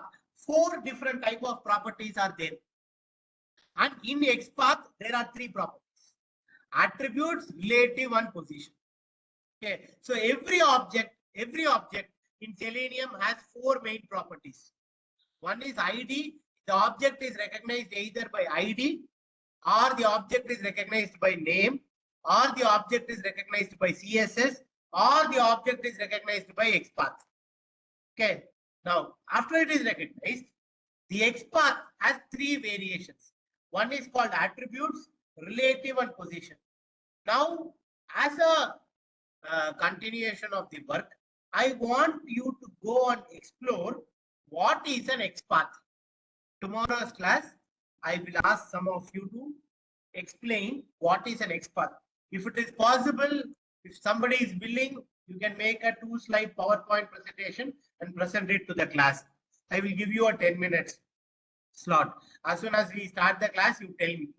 I want some of you to volunteer and tell me in tomorrow's class, not now, what is an XPath? How is this XPath used for identifying an object? What are the 3 types of XPath and what do they mean? XPath is a very, very important attribute. XPath is a very, very important attribute. So always remember, Selenium, this is how internally it is working. Okay. Now, for example, there might be professors who are taking theory of computations or principles of compiler. So you are the people who know how the lexical analysis happens, how the tokenizing happens, right? So basically, you know how exactly internally it works. Here also, you should know, okay, the code is there, but internally, how is it working? That is basically it is working because for that particular, for every object on the page, there are some properties. And these properties are unique to each object. So Selenium will try to recognize the unique properties of each of the object. Okay, it will try to recognize the unique properties of each of the object and try to create the script. While replaying, it will use these properties to basically help us get the data. Okay, so here what you have to understand here is that the properties, okay, the properties of the object are unique, and the Selenium script will run as long as the properties are same. Okay, as long as the properties are same, any of the 4 properties, you can use any of the 4 properties. If the properties are same, it will work. Otherwise, the Selenium script will not work. Okay, so while recording, when Selenium is creating the script, it is creating the script by taking the object's properties as the target. As long as the target object properties are same, the script will work. Otherwise, the script will fail. Is this clear?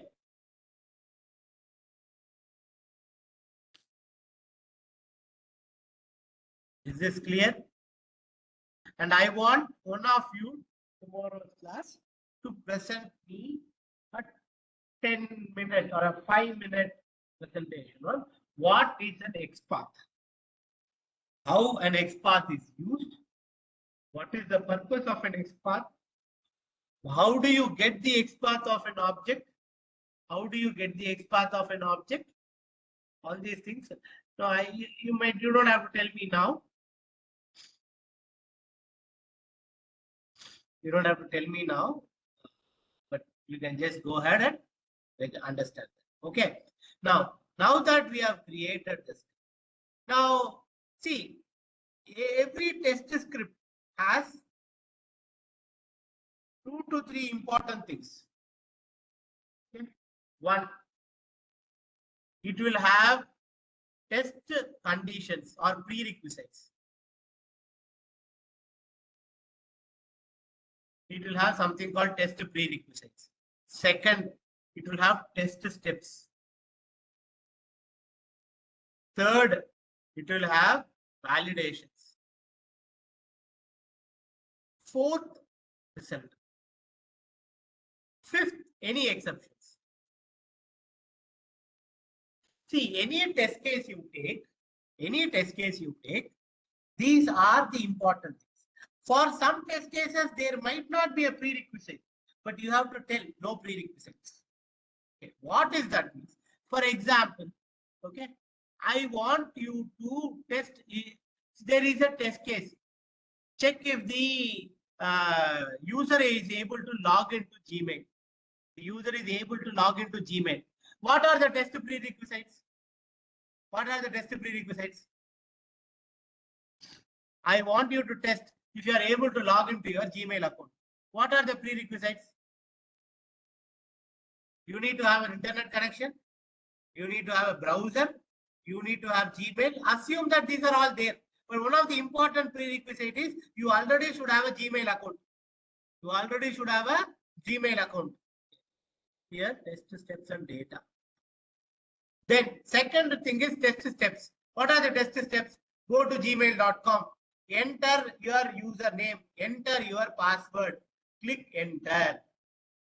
So these are the test steps. What is validation?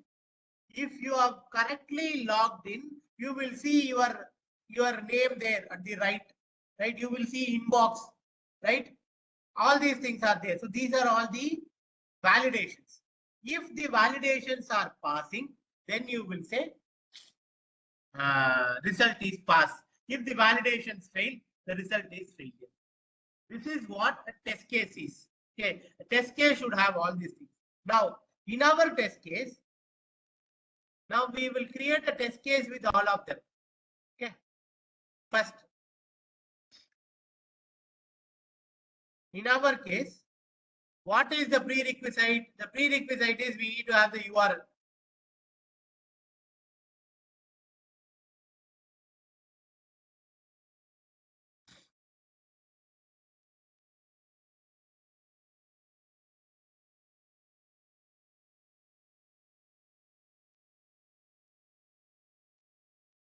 Okay, so I'm going to give this URL. Okay, so the URL, I already have the username password that is already there.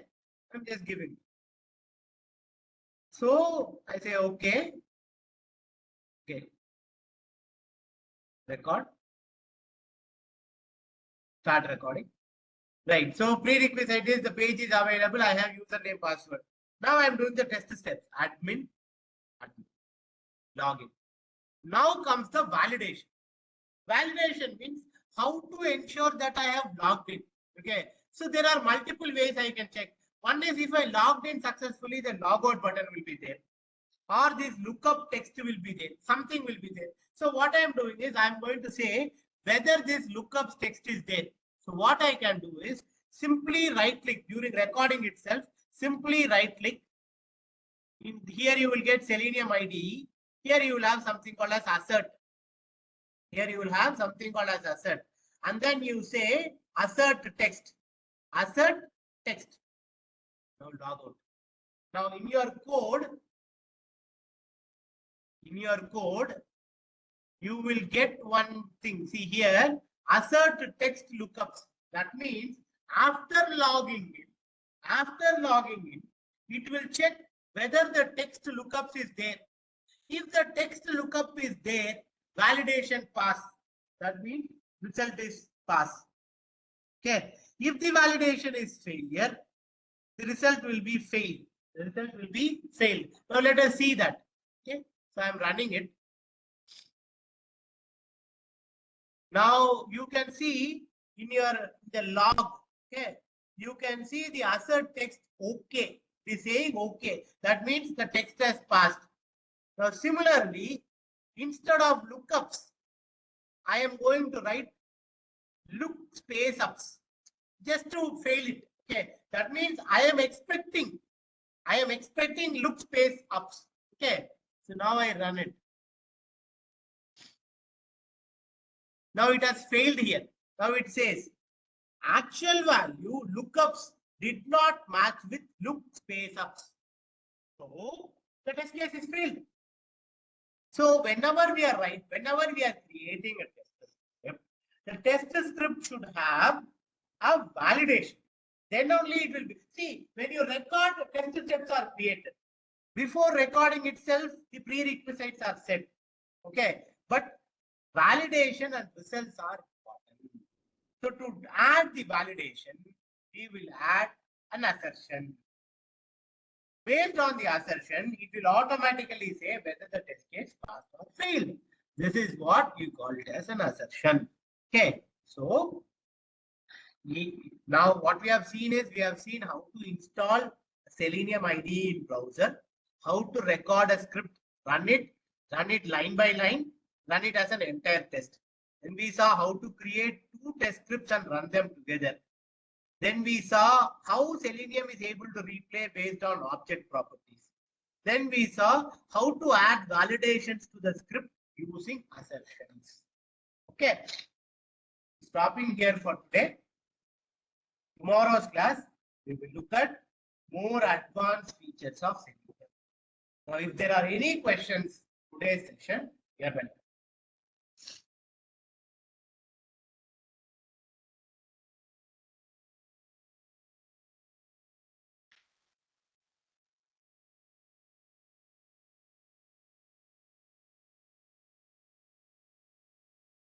Any questions?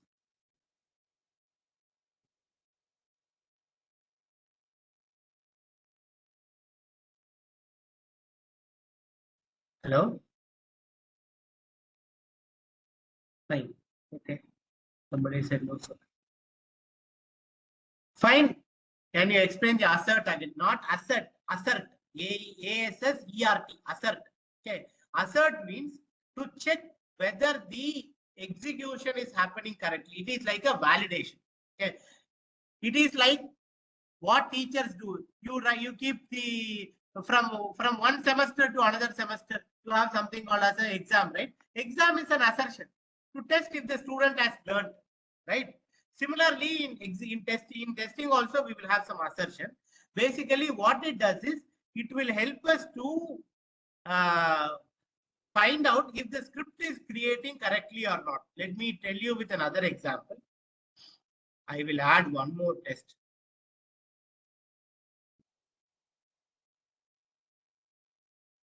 Okay, so I'll say recording. So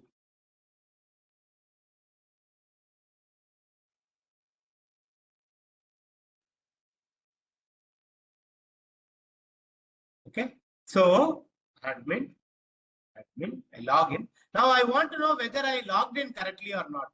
Okay, so one of the ways is to test whether this text master, let's say I'm saying masters. So I say right click, here Selenium IDE will come, assert text. That's it, log out. So now in your code, you will get the assertion text. Once you get the assertion text, from now onwards, whenever you are running the code, it will automatically check whether after login that master text is there. If the text is there, test case will pass, otherwise the test case will fail. Fine. Is that clear? Okay. Karthik, you can stop the recording. Okay. So I think we have 10 minutes break now.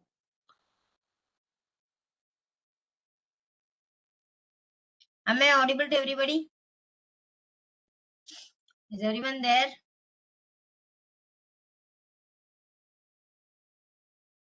Great. Good afternoon. So how are you? How was the week? All good?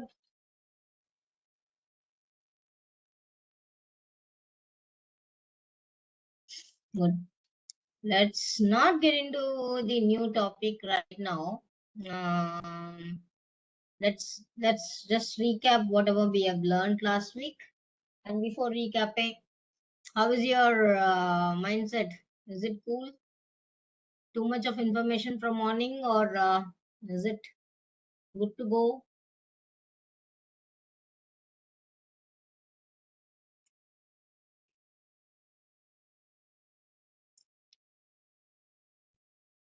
Good to go? Okay. So I just want to do a recap. We'll make it a little lighter, okay? 1 o'clock we'll have the lunch break. By 2 we'll again start back. 2 to 3 we will have it. So it's okay. So let's keep it very simple now, so that you don't strain much. I know from morning you would have had a very good session with a lot of information on automation stuff. So let's again recap on the very basic foundation what we have learned, and which is very important as a foundation when we go ahead, right? So what are the things we learned last week, last two days, or can someone type it?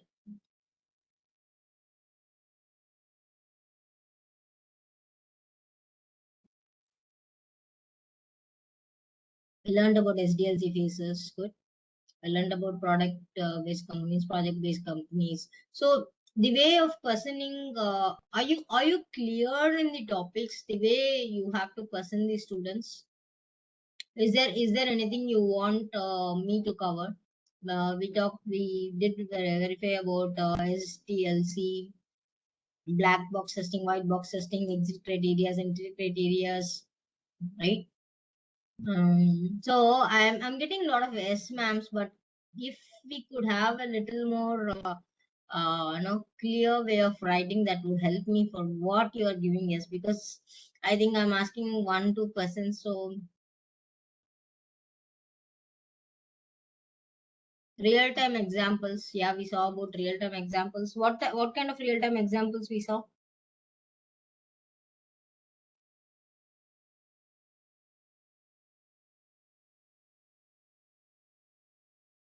We saw about testing techniques, boundary value analysis.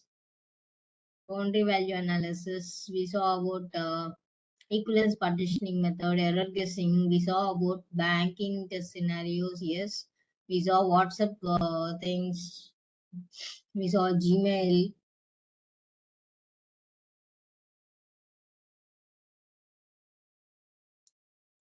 We saw how to write scenario test cases. What are all the types of testing?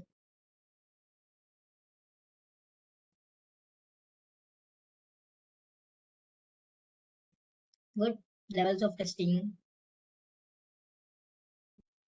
And a lot of things on internal integrations, external integrations, right?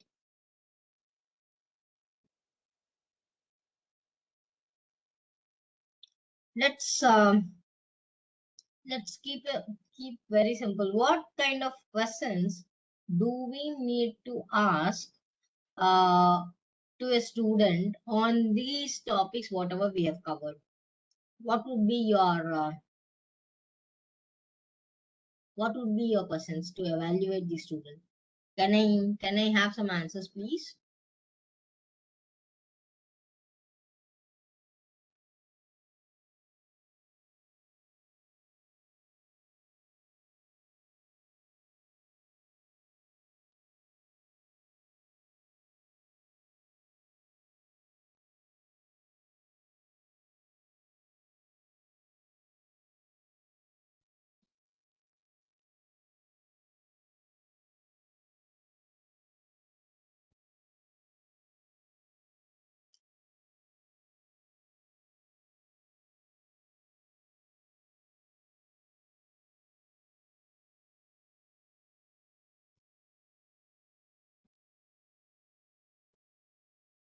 What kind of questions would you ask?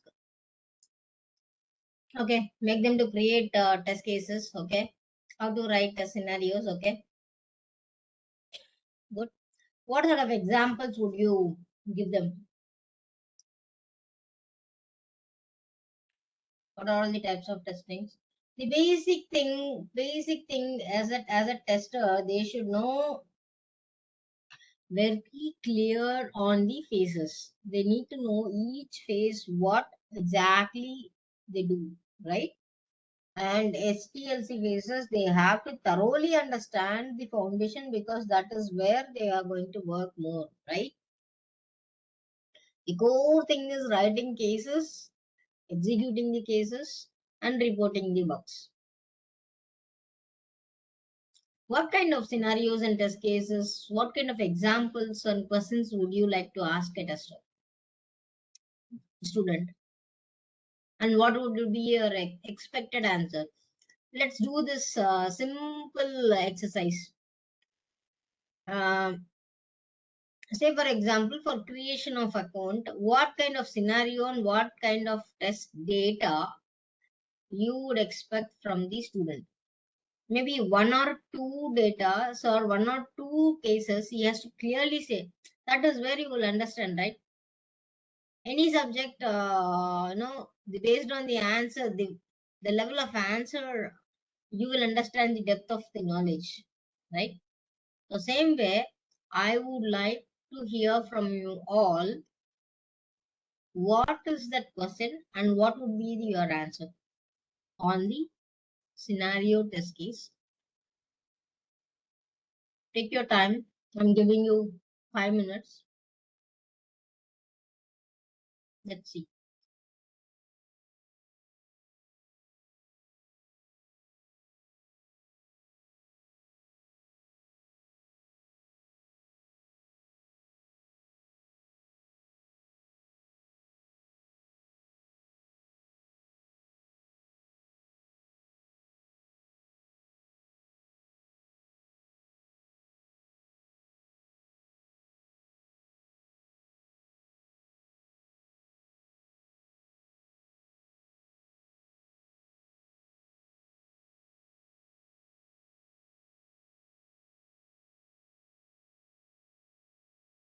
Question to a student stating that this is the sample application or this is the functionality. What kind of scenario and test data or a test case you would expect from the student to evaluate? I want the answer.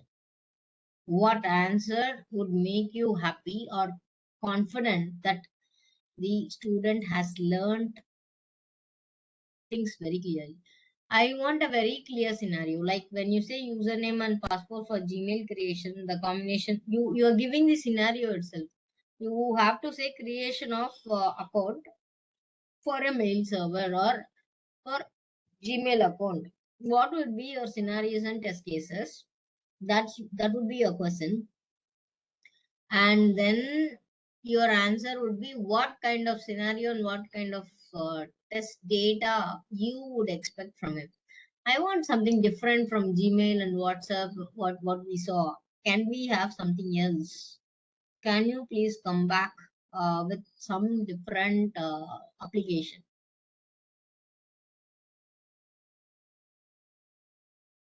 Come on, let's think.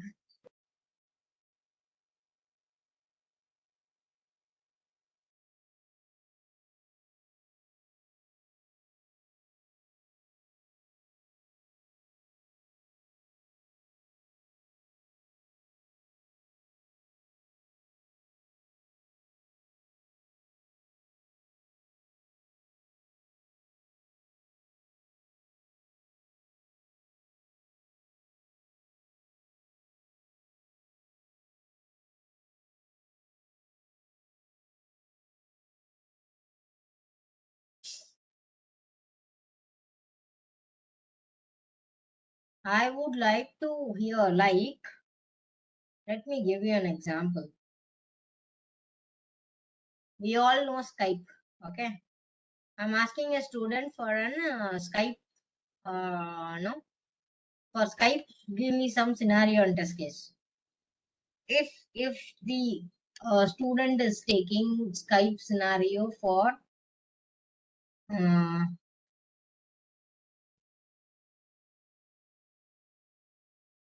let me say for sharing the documents, okay, sharing the attachments. This is his scenario, and his cases would be different, yes, different types of docs, and his data should be again different sizes, right? In this sizes, again he has to talk about EQP, equivalence partitioning method, right? And he has to when he says no sending to individual or group, right? A group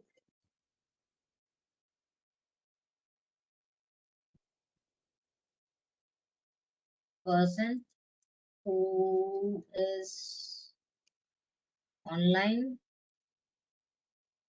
a person who is offline, right? Like this I want from everybody what kind of cases you expect to understand that the student has got the niche of how to derive the test data for a functionality. Because this is very, very important. I really want to know how the evaluation process would be, so that, you know, the richness of expectation is set to the students as well. Am I making sense? Is it clear what I'm expecting? Let's think a little bit.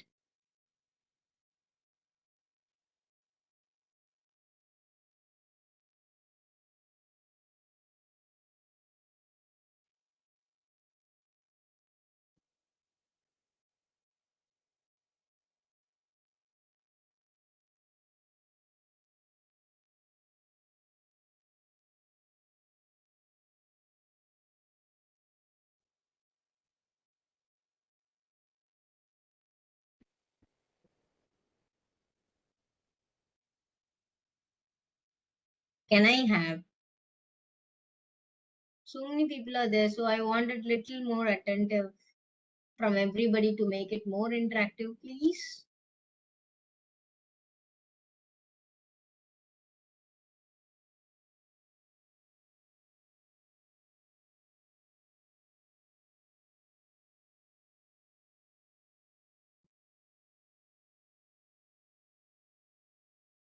Okay, let me put it in a very straightforward way.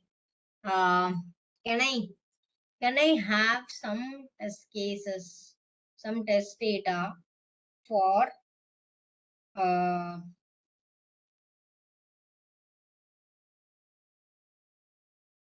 charger? You have charger, right? Mobile charger. Can you derive the functionalities and cases for the mobile charger, please?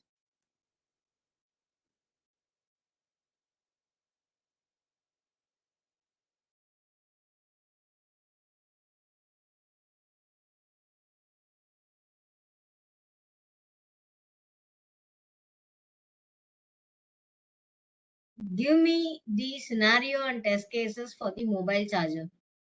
Let's drive it.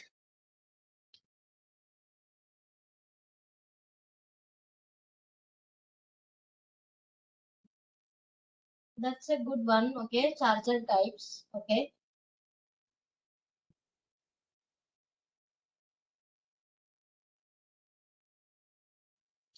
To test the data of charger types, what technique you will apply? charger capacity and volts, great, okay.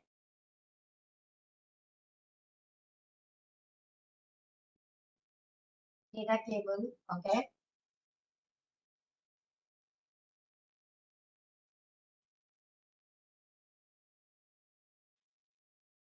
Something else unique and different.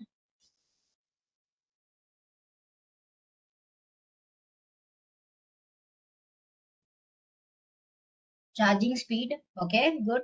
Then what else?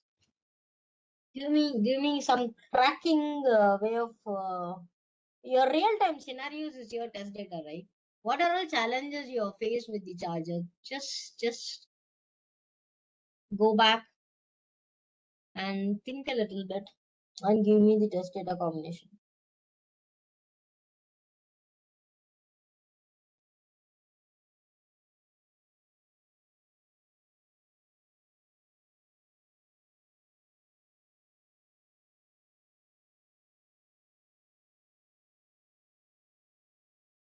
Heating, okay.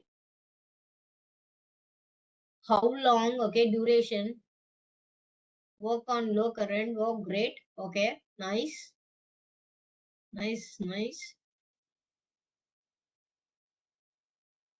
Size, I didn't get it. When you say size, duration was good and working on low current, low power when the low voltage, right? We call it as low voltage. Speed, speed already has been shared. Then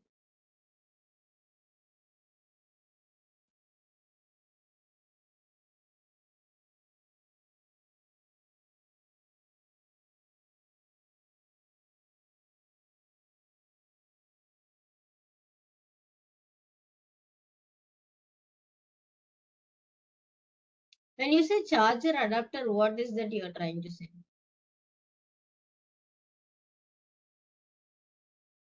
Some weird, some real time combinations. Your cases are good, but your cases are straightforward with the how a user testing happens. But I want no system integration testing with a lot of combinations where we can crack the system. That's a good one. Quality of cable is not good, then you check it. Okay, good. Yeah, this is how I want actually. When you are using a damaged cable and trying to charge your mobile, right? That's the real time scenario. After 1-2 years of using the charger will not remain the same. Not even 1-2 years. After 3-4 months.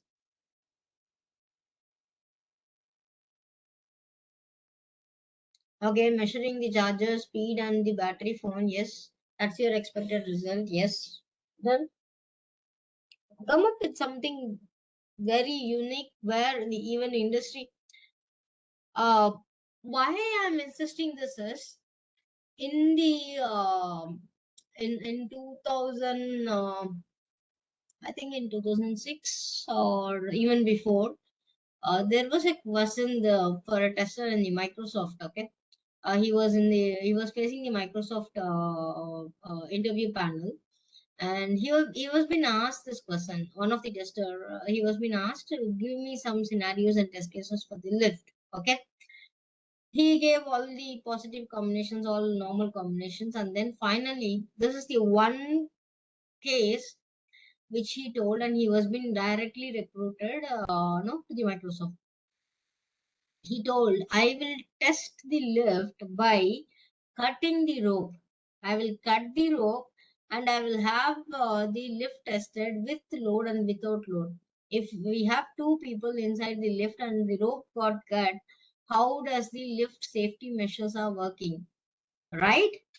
That kind of data we need to have when we are testing. That's the mindset of a tester. What happens when this kind of scenario, this kind of testing, this kind of data has been given? How does the system behave? Our intention is to the system has to behave as expected without no any loopholes or or else there will be a lot of problems with respect to security, with respect to the data. It can be anything, right? The product can fail if the product was not been properly tested. Agree? This kind of data I'm looking at.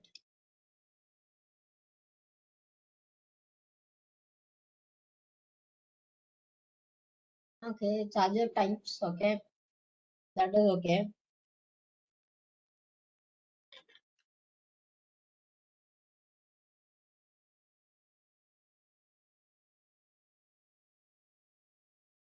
What else?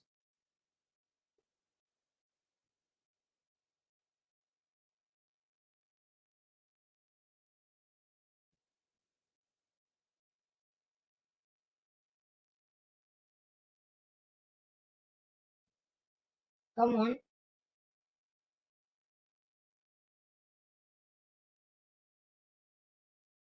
Okay, let's do one thing. Let's take lunch break. And before starting the session, I want something real good test data of how this can happen. Okay, it can be charger, it can be anything. Take your own. First 5 minutes, I just want this, and then we'll go with the defect analysis and other further things what we need to cover. Yeah, let's take a break for the lunch and then come back. Ganesh, stop பண்ணிக்கலாம். Before lunch, I was asking before lunch on one test case and very interesting data, test data. Crucial critical test data. How do you identify the crucial critical test data? I need an example, like how I was in how I was elaborating the lift scenario on test case and test data.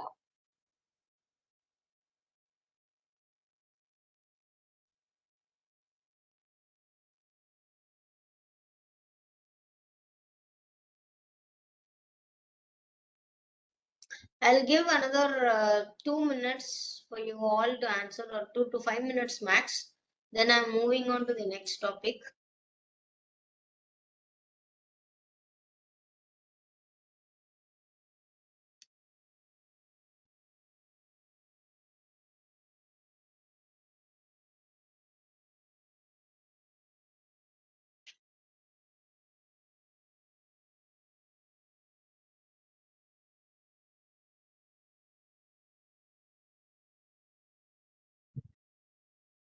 I want a critical test data. How do you test?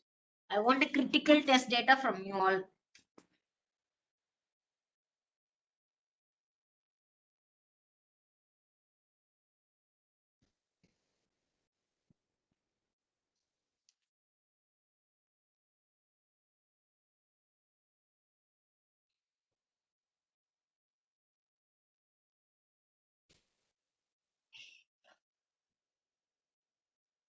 What is time consuming? When you say time consuming, what is time consuming?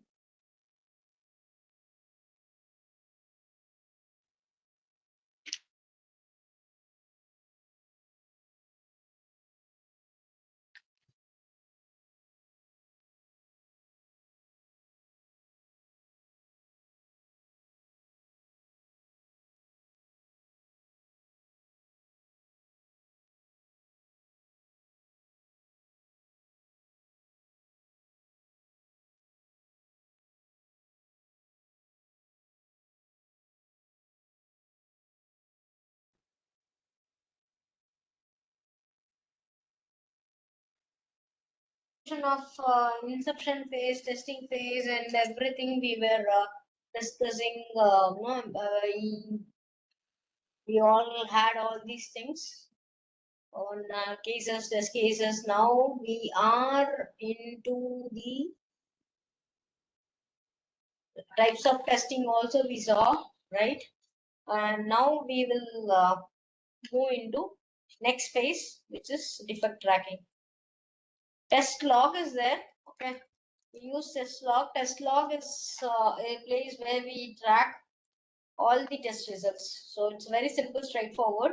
All the test results are tracked here.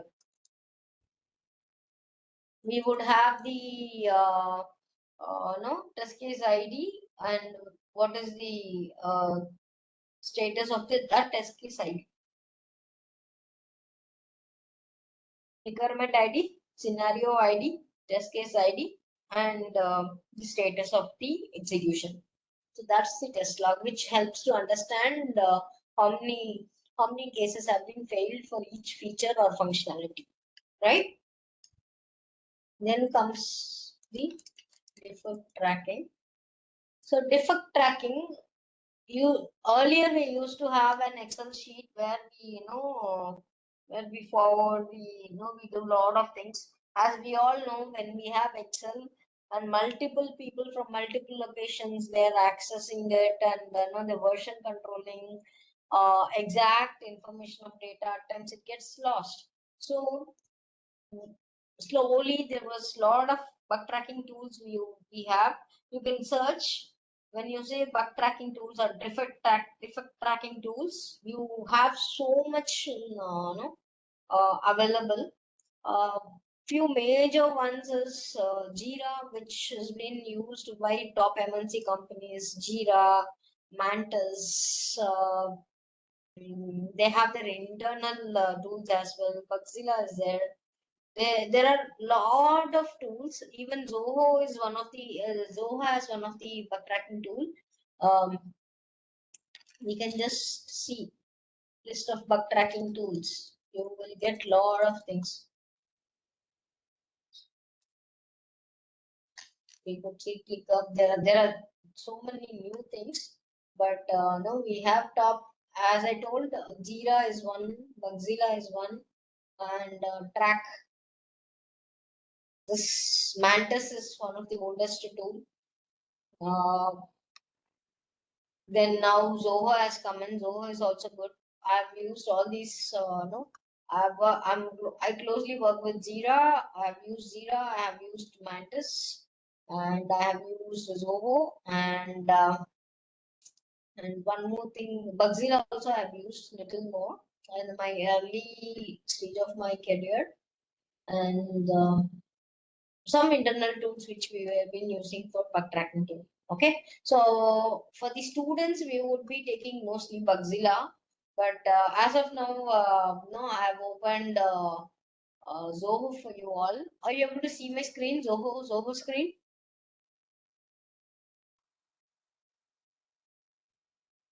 Yeah.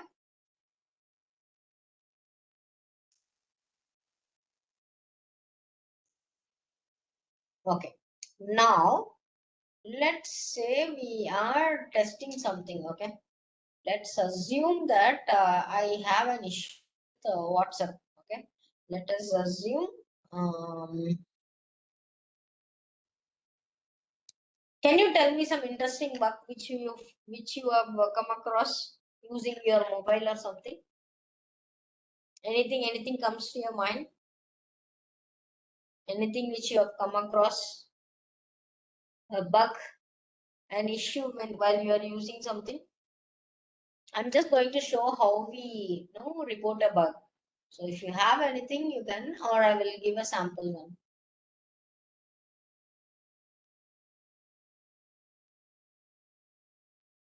Online shopping. Okay, great. Okay, online shopping. What kind of issue we have come across? You have come across?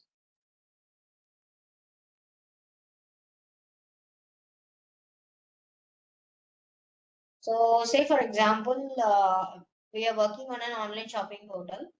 Okay, online payment, money transfer. Okay, so let me take an example. Okay, so I've selected as a new project, but we create a new project, and that project will be coming in here. Okay, if I have to clearly show it, let me see if I could create a project. Okay, let me see here. Okay, I've just said new project, right? Let me change the name to online shopping portal as my project name. Okay, this is the project.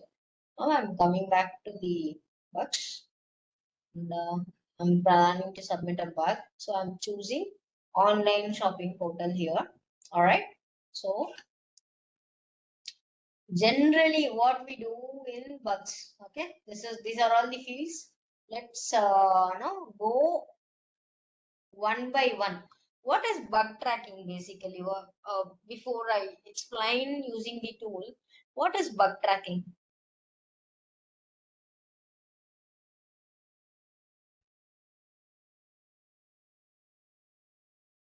Any idea?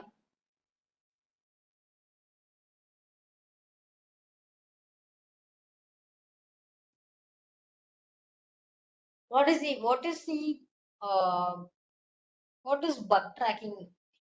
Comes to your mind? Logging and monitoring bugs. Okay. Why do we do that? Why do we do bug tracking? What is a bug? What is a bug or a defect? Error tracking. Okay. What is that? What is the purpose of it?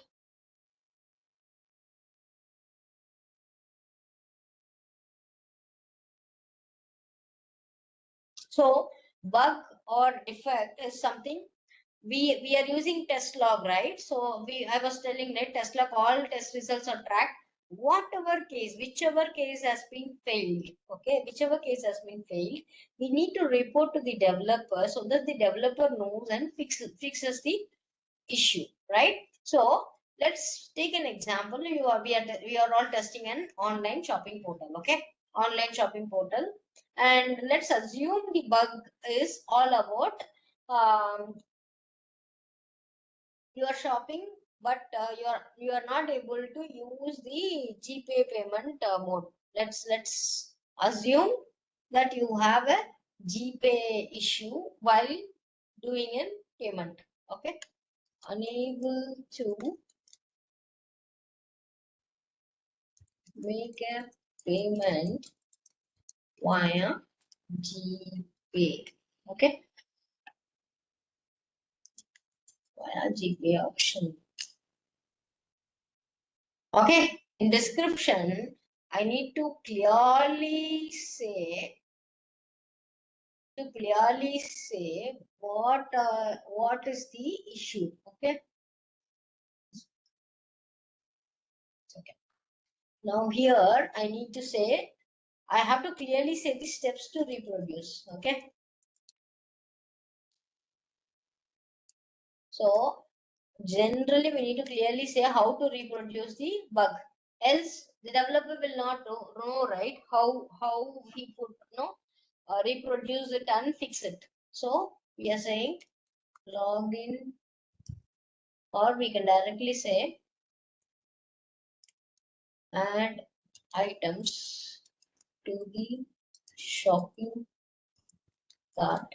Okay, I have tested with guest user and also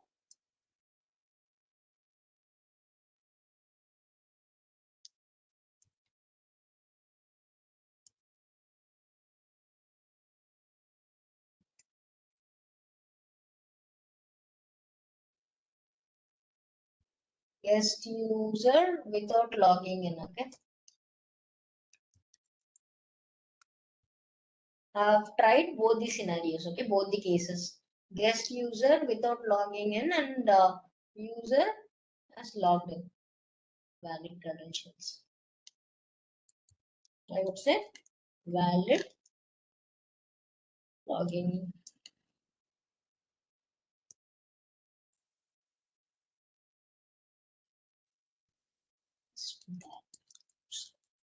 I've tried both. So second one, I just need to say the navigation. So I'm just cut shorting whatever is there. I'm just in my mind. Add items to the shopping cart and click on checkout. Then we choose the payment option, right?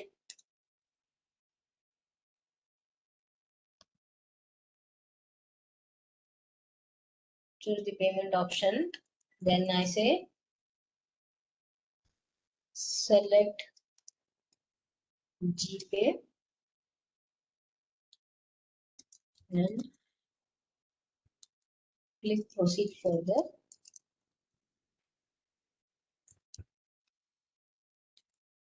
This is my steps to reproduce.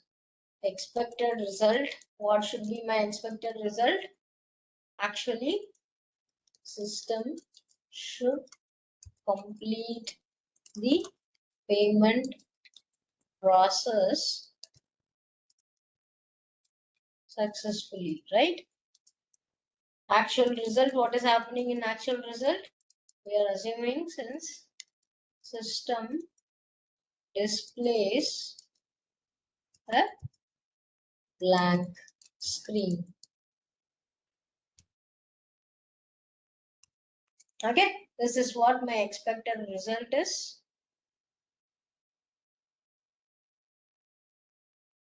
Say expected result. Unbold it. Actual result. Unbolding it.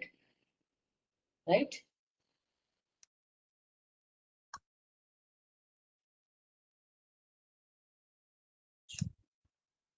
Okay, are we clear? So I'm writing the bug name. I'm writing how to reproduce this bug, right?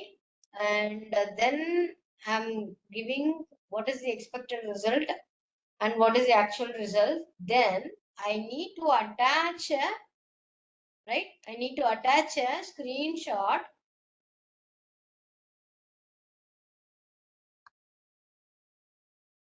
I need to attach a screenshot actually. I can drop a file. Say for example, okay, let's take an example of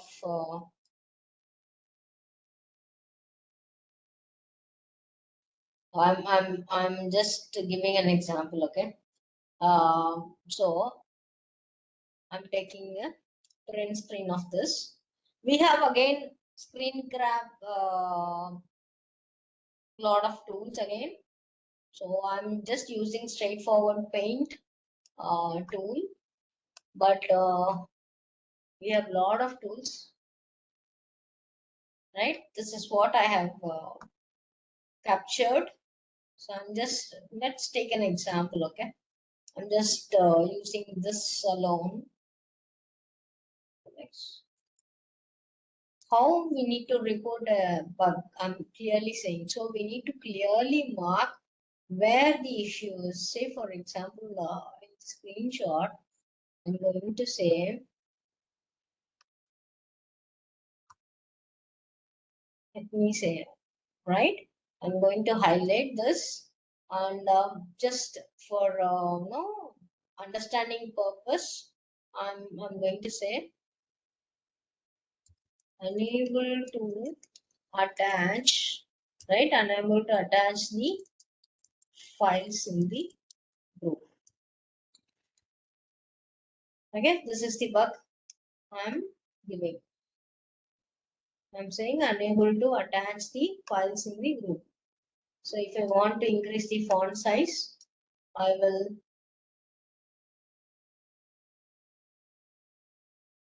increase the font size, and this is what I need to say. And you actually, we can say the issue as here, right? This is the attachment. So I'm going to mark it. This is what the issue is, right? When I use this icon, I'm not able to attach, right? So you need to clearly say where exact the issue is. We need to mark it. We can use different kind of things also. We can even write it here and mark it where the exact issue is, right?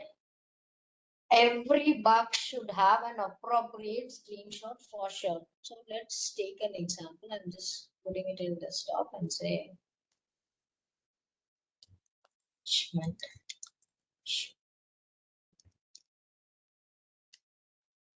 now I go back here. I think I need to configure something. But let me see.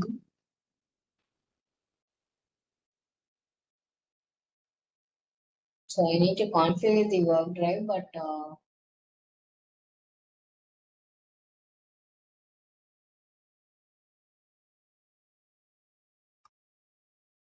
let's see.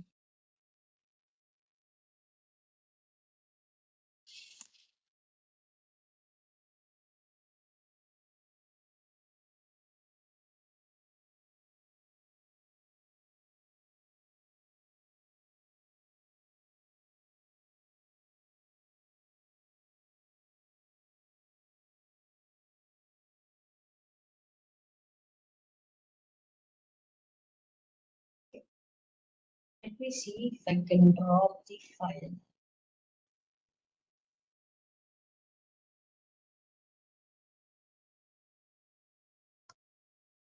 Okay, I'm able to drop it. So I have attached the file here, right? And then I need to add if any followers has to be there. If the project users, I will have so many people. I can say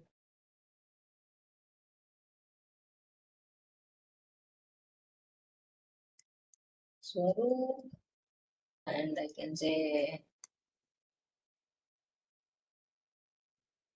Satish, right? Whoever are the project users, by default they'll come. We will configure it so that it comes in. And assignee, I need to assign to the unassigned. Let me have it as unassigned, or I can assign the developer name if the developer name will be there. So I will directly assign to the developer name or the product lead, so that he reviews the bug and he gives the appropriate assignee, right? And then I have to give the severity and priority.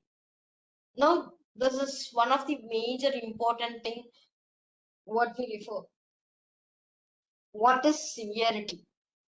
Can you all please answer what is severity? Seeing this, can you please let me know what is the severity we are facing it?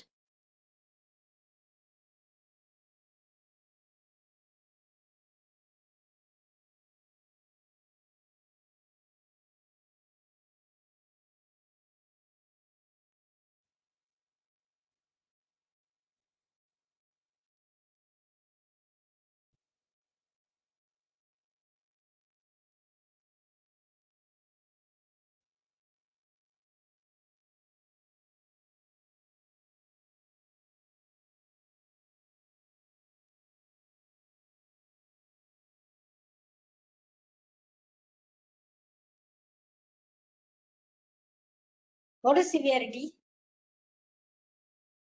What is severity, please? Can I have an answers? Stopping my screen. Can I have answers, please?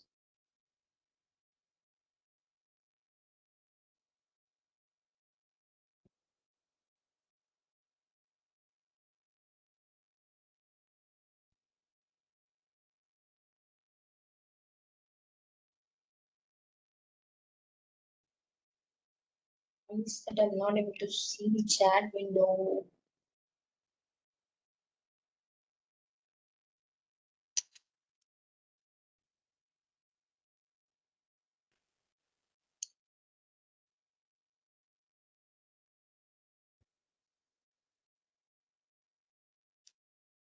Level of impact. Super, ma'am, Bharani ma'am. Yes, severity is the level of impact, how severe the bug is, right? What is priority?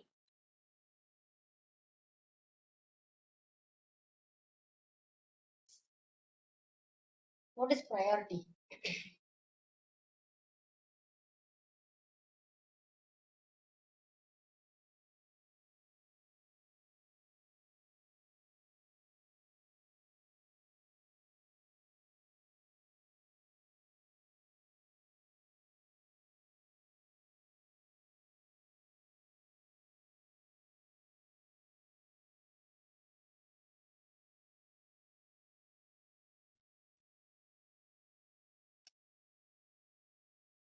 Numbering the preference.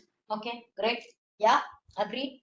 So when we say it is severe impact, the priority will be almost high, right? more important, right? More important to the issue, right? So I'm sharing back the screen.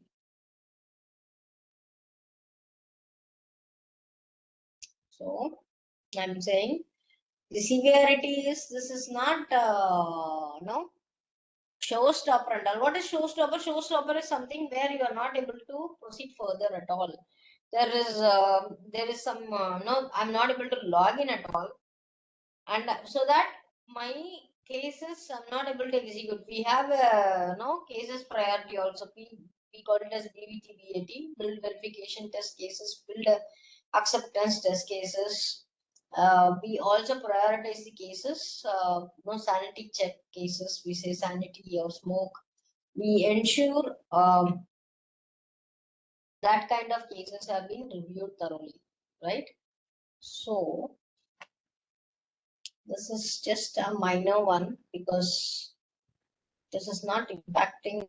This is a major one, critical because I'm not able to do a GPA one, right? So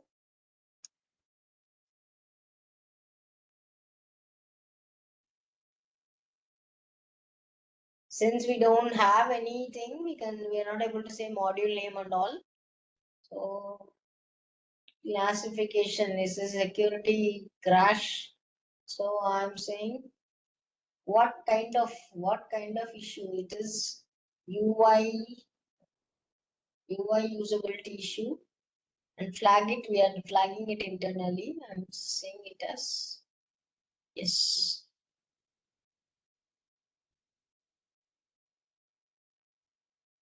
Now, if I go to bug tracking one,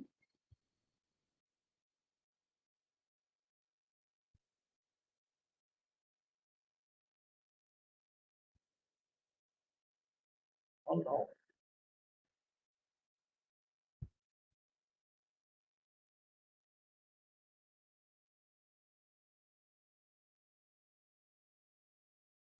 I think this thing got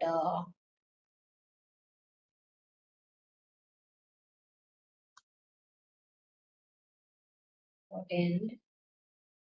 Yes. So are you able to see this? So the bug got created. I'm just clicking on open details. You could see, right, the description, the bug title, right? And this is the next one. We call it as defect life cycle. Okay. I'm opening it in my notepad. We saw about what is severity, what is priority.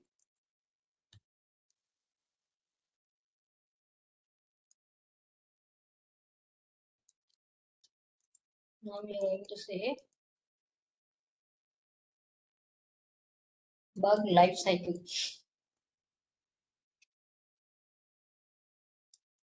When you are reporting a bug, the status of the bug will be new. Okay. When your bug is reviewed and it's been accepted, the status will be to open and it will be assigned to the developer. Okay. And then once it is open, then it will be fixed.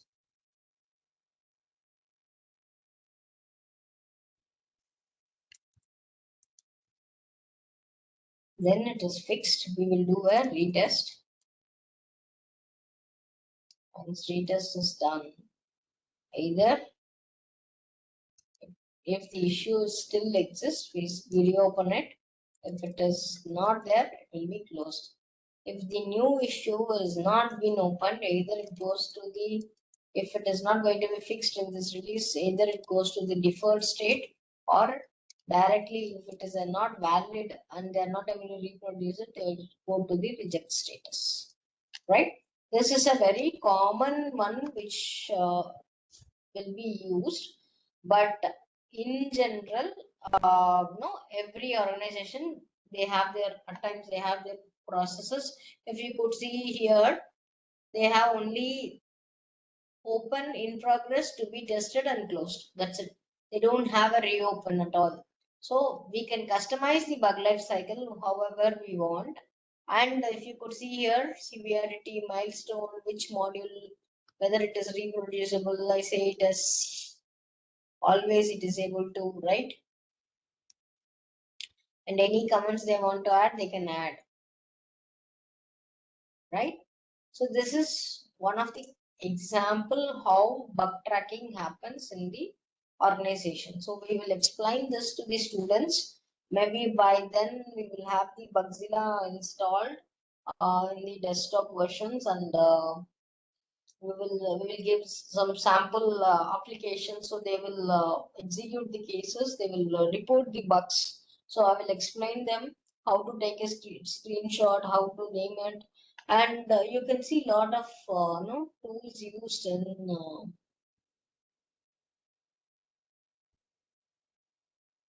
how the bug got created. Okay, when I clicked on submit, the bug got created. Let me add one more then. Okay.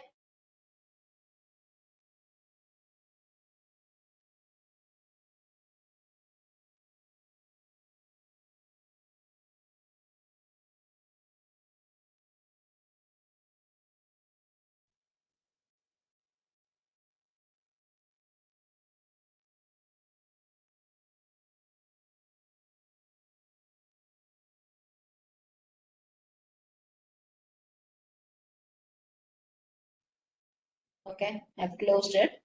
I'm clicked on submit a bug. Okay, I'm adding one more bug. Clicking on submit. Oh, I think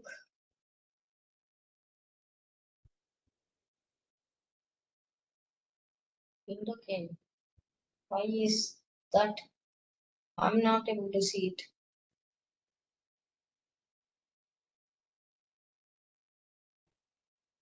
Okay,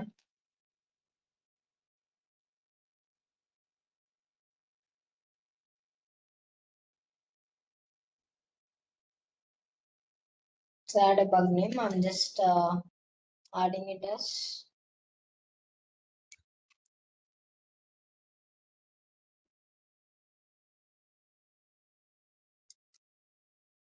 login screen. It's not. I will say username field is not editable.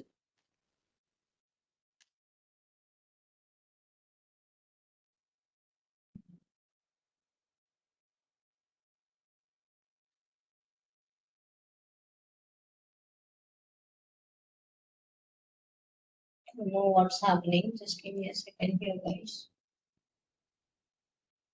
Typical usability.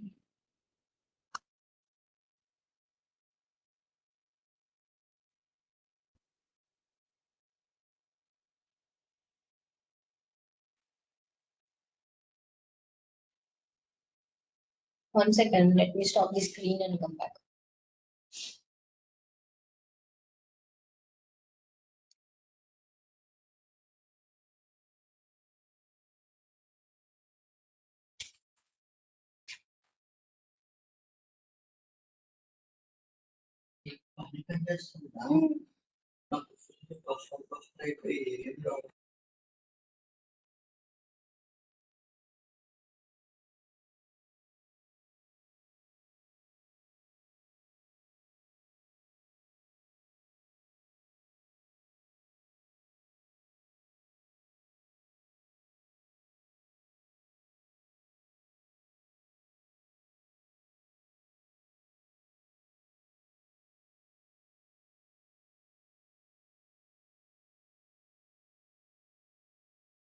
Yes.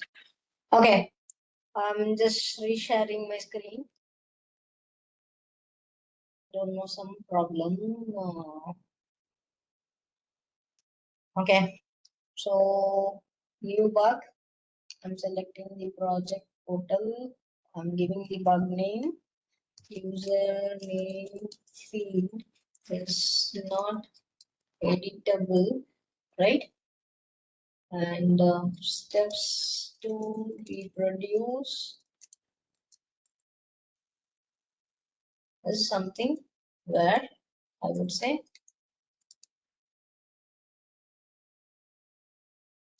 open the application URL. So let's say www.test.com. Okay, just giving a sample one. Click on login, right? When you click on login, I'm saying, and then enter the username. This is what steps are. Expected result.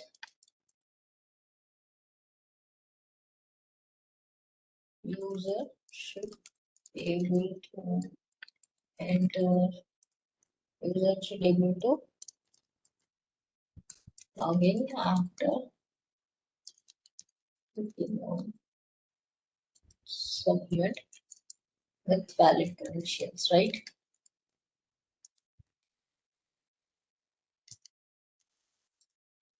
So, but what happens actual result? I'm saying enabled. Enter the username, right? This is for my expected and actual result. I'm coming down. I'm just not going to attach again. So here, when I say click on add, it gets submitted. So if you could see here, refreshing my screen. So it's getting added here. Am I clear? Is it clear how we are?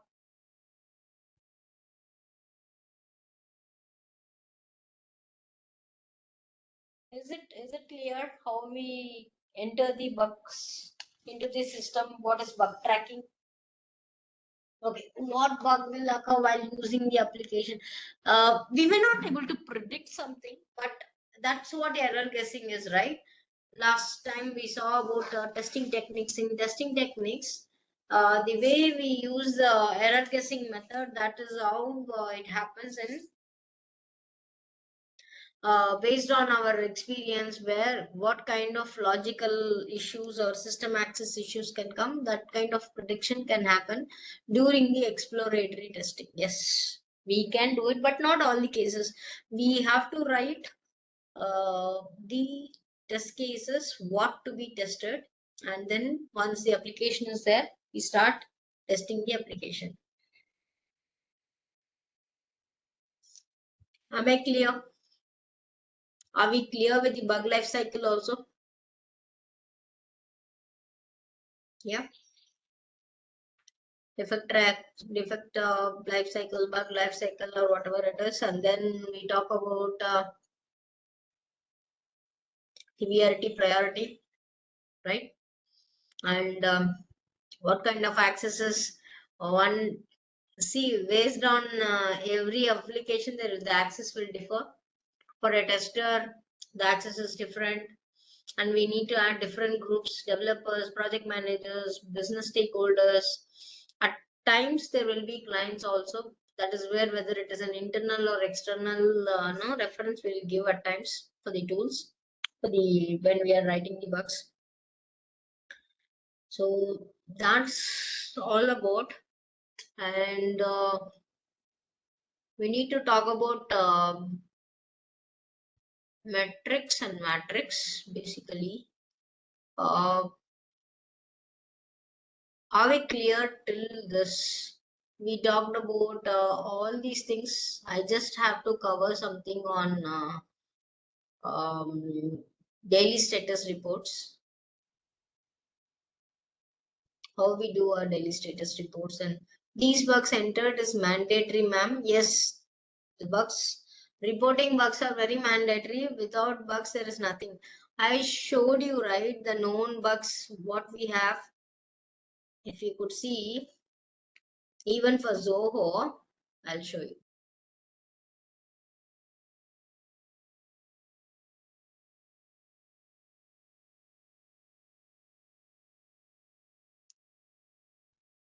Let's say Zoho is an application, right?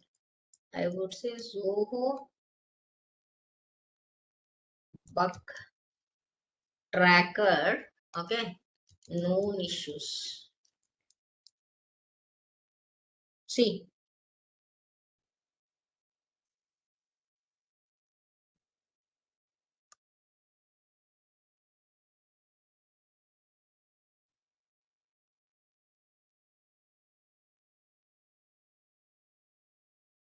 let me say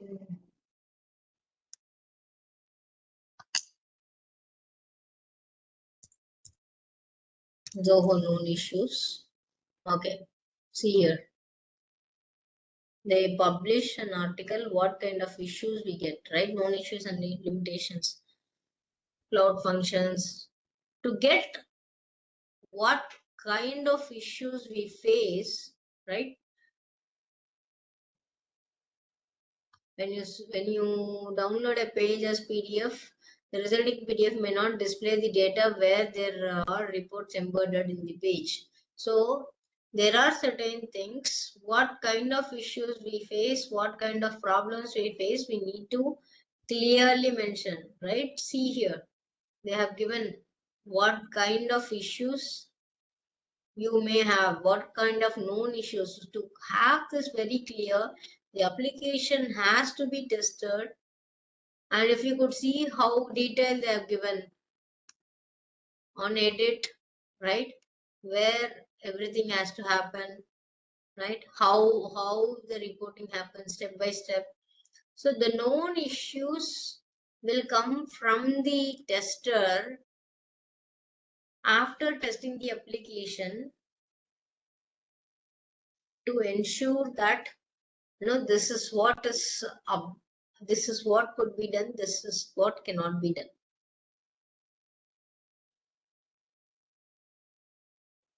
No, developer will not add any issues until unless it is some technical related issues, like the issue tracker is not for developers, but when the unit testing happens, the developer finds the issues and he fixes it. But when it comes to tester, the tester is the person who reports the issues and everything. The logical issues will, when the unit testing happens, that kind of issues will be fixed by developer by himself. In the unit testing and other testing, peer reviews happens. But functionality level testing, behavioral testing, or system testing, integration testing, everything, whatever we are referring as a test types of testing, a tester has to test it prominently and report the issues.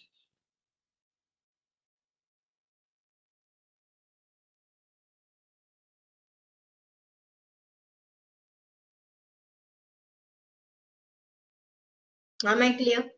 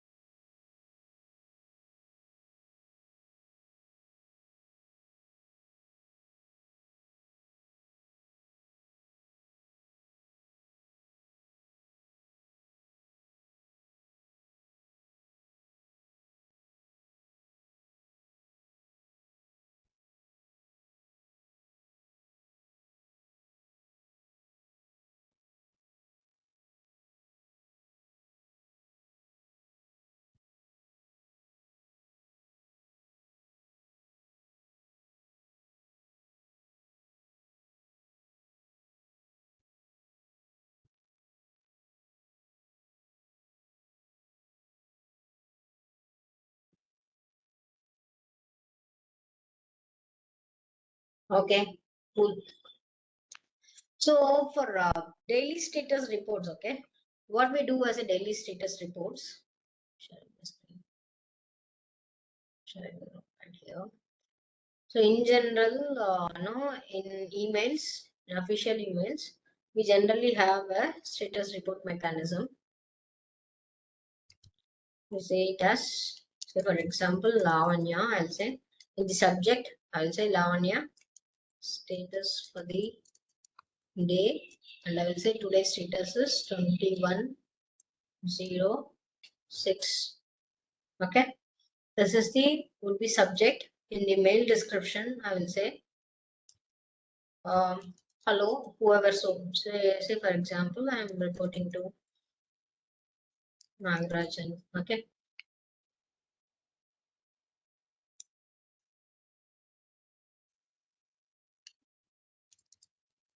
Please find the status for the day.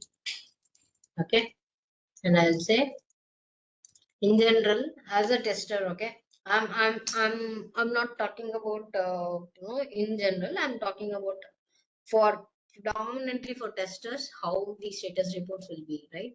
They have to say completed, going through the requirement in case they are going through the requirement of XYZ module. They have to clearly say, right? Okay. And then second one, prepared test cases and data for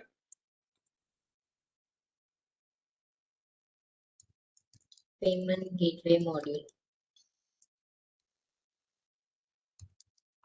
You have to clearly say what has been done. Okay. We have to say task completed, right? And in case of there is an execution happening, okay, task completed will be there and test execution status will be there. Okay. So test execution status, it will be more like, let me show it in Excel. I prefer to have it very neat. Okay. Let me say here. Okay. So I will say number of cases prepared, number of cases executed, number of cases passed, right?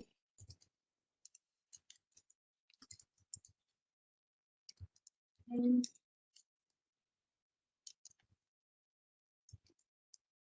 it's reported. Okay. This will be one kind of thing where I'll be giving in numbers. Say for example, minimum I can write 25 cases if I'm doing other activities. If I am predominantly only writing test cases, I should cover minimum of 50 cases in a day. And I have written 10 cases, I've executed 12 cases, and that only 4 cases passed, right? And 8 cases failed, right? And I have reported 6 cases, 2 cases in yet to report. Maybe, yes. And in bug report, again, I have to say severity of bugs. Okay. So I'll be saying number of critical bugs reported. And then I will say total, if I am executing, I have retesting. So bugs retest. Say for example, I have retested some 7 bugs. Okay. And I'm giving the bug status. Then I would say how many bugs were in retest fixed, how many are opened, reopened actually,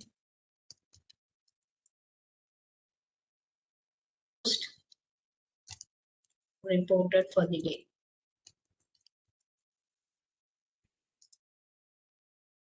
Okay, so I'll say modules, say something, right? In this module, he has fixed only 1, 3, 5, right? In this, I've reopened 0 reopened, I've closed it, and all 3 were closed here, right? And 3 are reopened and 2 are closed, whatever it is, right? And new bugs reported for the day in case of anything. And I'm retesting, there may be an issue, right? And I may add one more module and say I've reported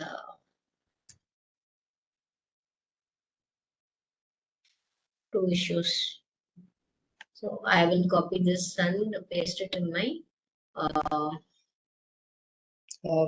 wherever I'm sending the email, and this is where it will be, right? And my entire status report will come like this. My test execution status, all these will be under test execution status, and then I will say issues and concerns. What sort of issues and what sort of concerns I have, like task accomplished and task in progress, and what are the challenges you face, right, in general. So I will say issues and concerns. In case of any concerns we have related to the project, related to resourcing, or we are waiting for something, the requirement is not being clearly mentioned, or we have opened something, whatever issues we have, we can this is how the status for the day will be sent. Is it clear, everybody? Is it clear?